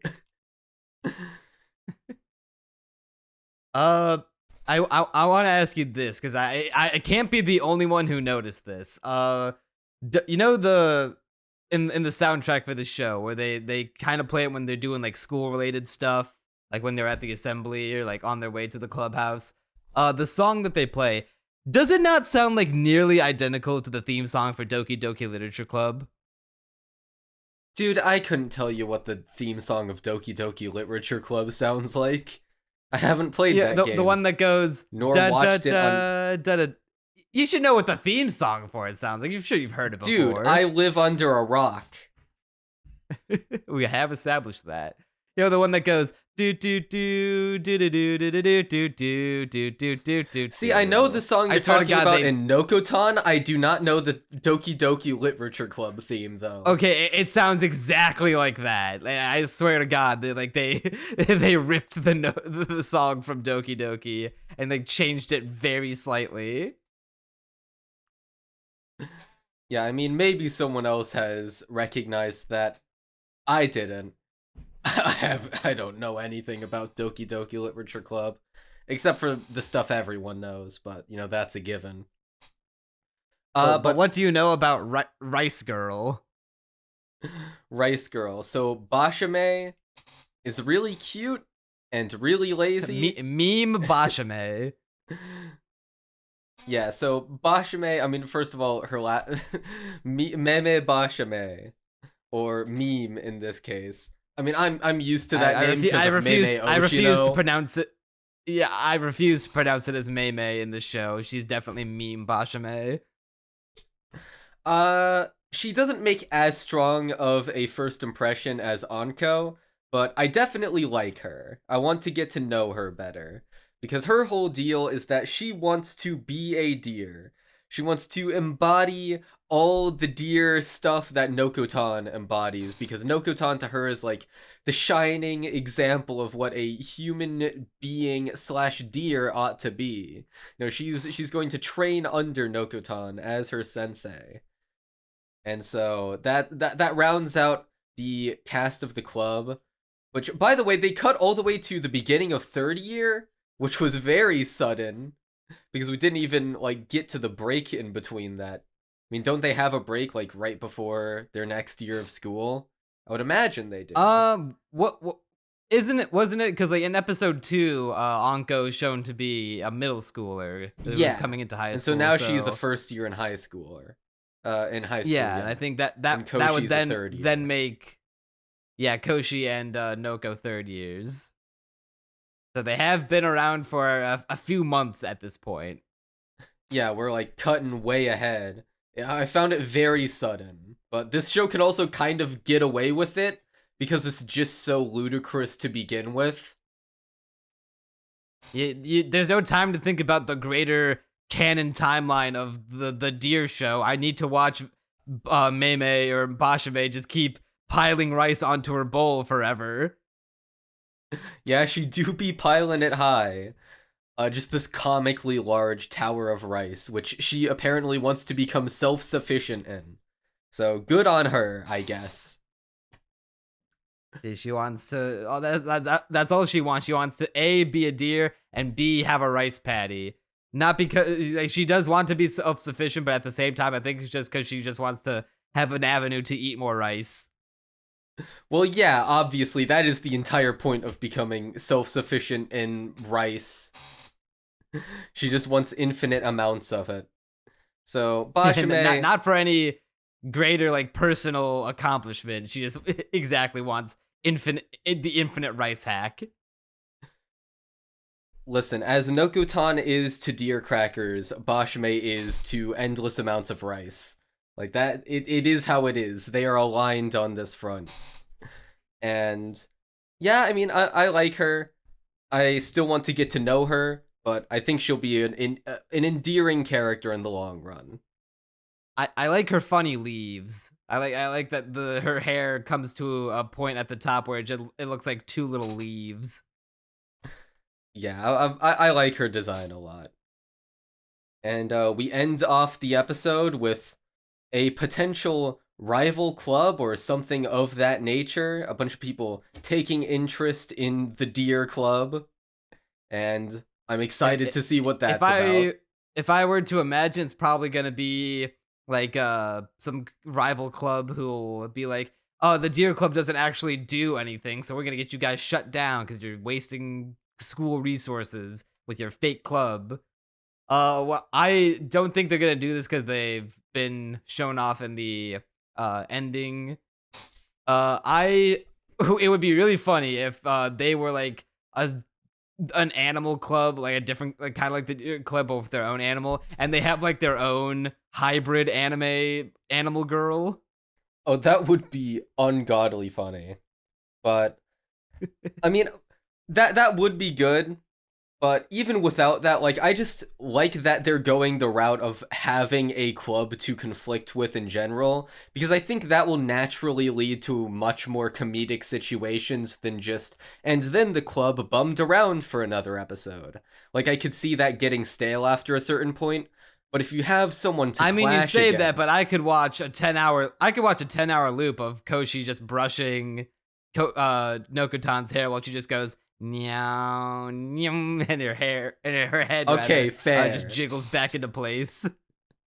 That is true, but I don't know. I'm excited for the comedic potential that clashing with another club specifically would bring. So yeah, overall, that's all I've got to say about the show, because there's not a lot much to this one narratively. It's just this show is fucking hilarious and you should definitely watch it. Yeah, it's going to be a pretty short segment on the podcast, like, for sure, but it's good. I like that we're covering it, and I like that I'm being forced to watch it. Yeah, when you say it like that, you make it sound like it's work. Look, it's work that I enjoy. It's work that I'm passionate about. Nokotan. When I'm slaving away. I bet Nokotan's favorite anime is Nyan Neko Shuka Girls. It probably, you know what, that makes sense. Like, the thing about... She watches it, she gets to the part where Raku-chan dies, and she fucking weeps, like, genuine tears. The thing about Nokotan is that, you know, it's not... I mean, obviously Oshinoko is better than it. I love Oshinoko to bits. It's definitely going to be head and shoulders ahead of it. But Nokotan is something that I could just watch at any point, like, no matter what mood I'm in. Whereas most shows, you know, it's ideal if you're, you know, feeling a certain kind of way, and then you get into it, and you're like, oh yeah, this show, like, you know, compliments how I'm feeling perfectly or whatever. This show was like, no matter what, like, at any point in the day, I could turn it on and just be like, yep, that was funny. That's the, you know, that's the charm of brain rot comedy. Yeah, I kind of got nothing to add to that. It's just my sentiments exactly. Although it would be funny if for whatever reason I decide to give it a higher score than Oshinoko. And with that, I think we've done it. We've got through the end of the first episode of the new Castaway Anime podcast. Wow, what's that timestamp at? Like, what are we at? 3-4 hours? Yeah, There's no way it's doable. 4. Oh, wait, it might be. No, well, once I edit it down, it'll be less than 4, but... Look, it's an experiment. We'll try and keep the runtime down in the future, but no promises. Look, we had peak fiction to talk about. Yeah, My Adventures of Superman. Exactly. If by peak you mean the reverse of peak. Peeking into the abyss. floor. Exactly. Well, yeah, that's all we got for today, fellas. So if you enjoyed the podcast, give us your thoughts on what we talked about down in the comments and what you would like us to talk about in the future. If you want to keep up with Castaway Anime and never miss an episode, make sure to subscribe to the channel here on YouTube or follow us wherever you get your podcasts. Subscribe to Crunchy's channel and my channel down in the description. Check out all our socials, all linked down below. Before the next podcast, they'll have a episode. new video out, I promise. Sorry, I just needed to add that in. Okay, that's it. Yeah, but before, let's see. This is coming out August 3rd. Before August 17th, the On Neko Sugar Girls video. He's made the promise. We could kill him with hammers if he's wrong. I won't be wrong this time. I pinky swear it. I'm gonna be in pure grind mode. I'll be editing 2 hours of footage in that time. So look forward to it. Alright, that'll do her for this episode of Castaway Anime. I'm Neon Manta. And I'm Crunchy Bagels. And you'll see us next time.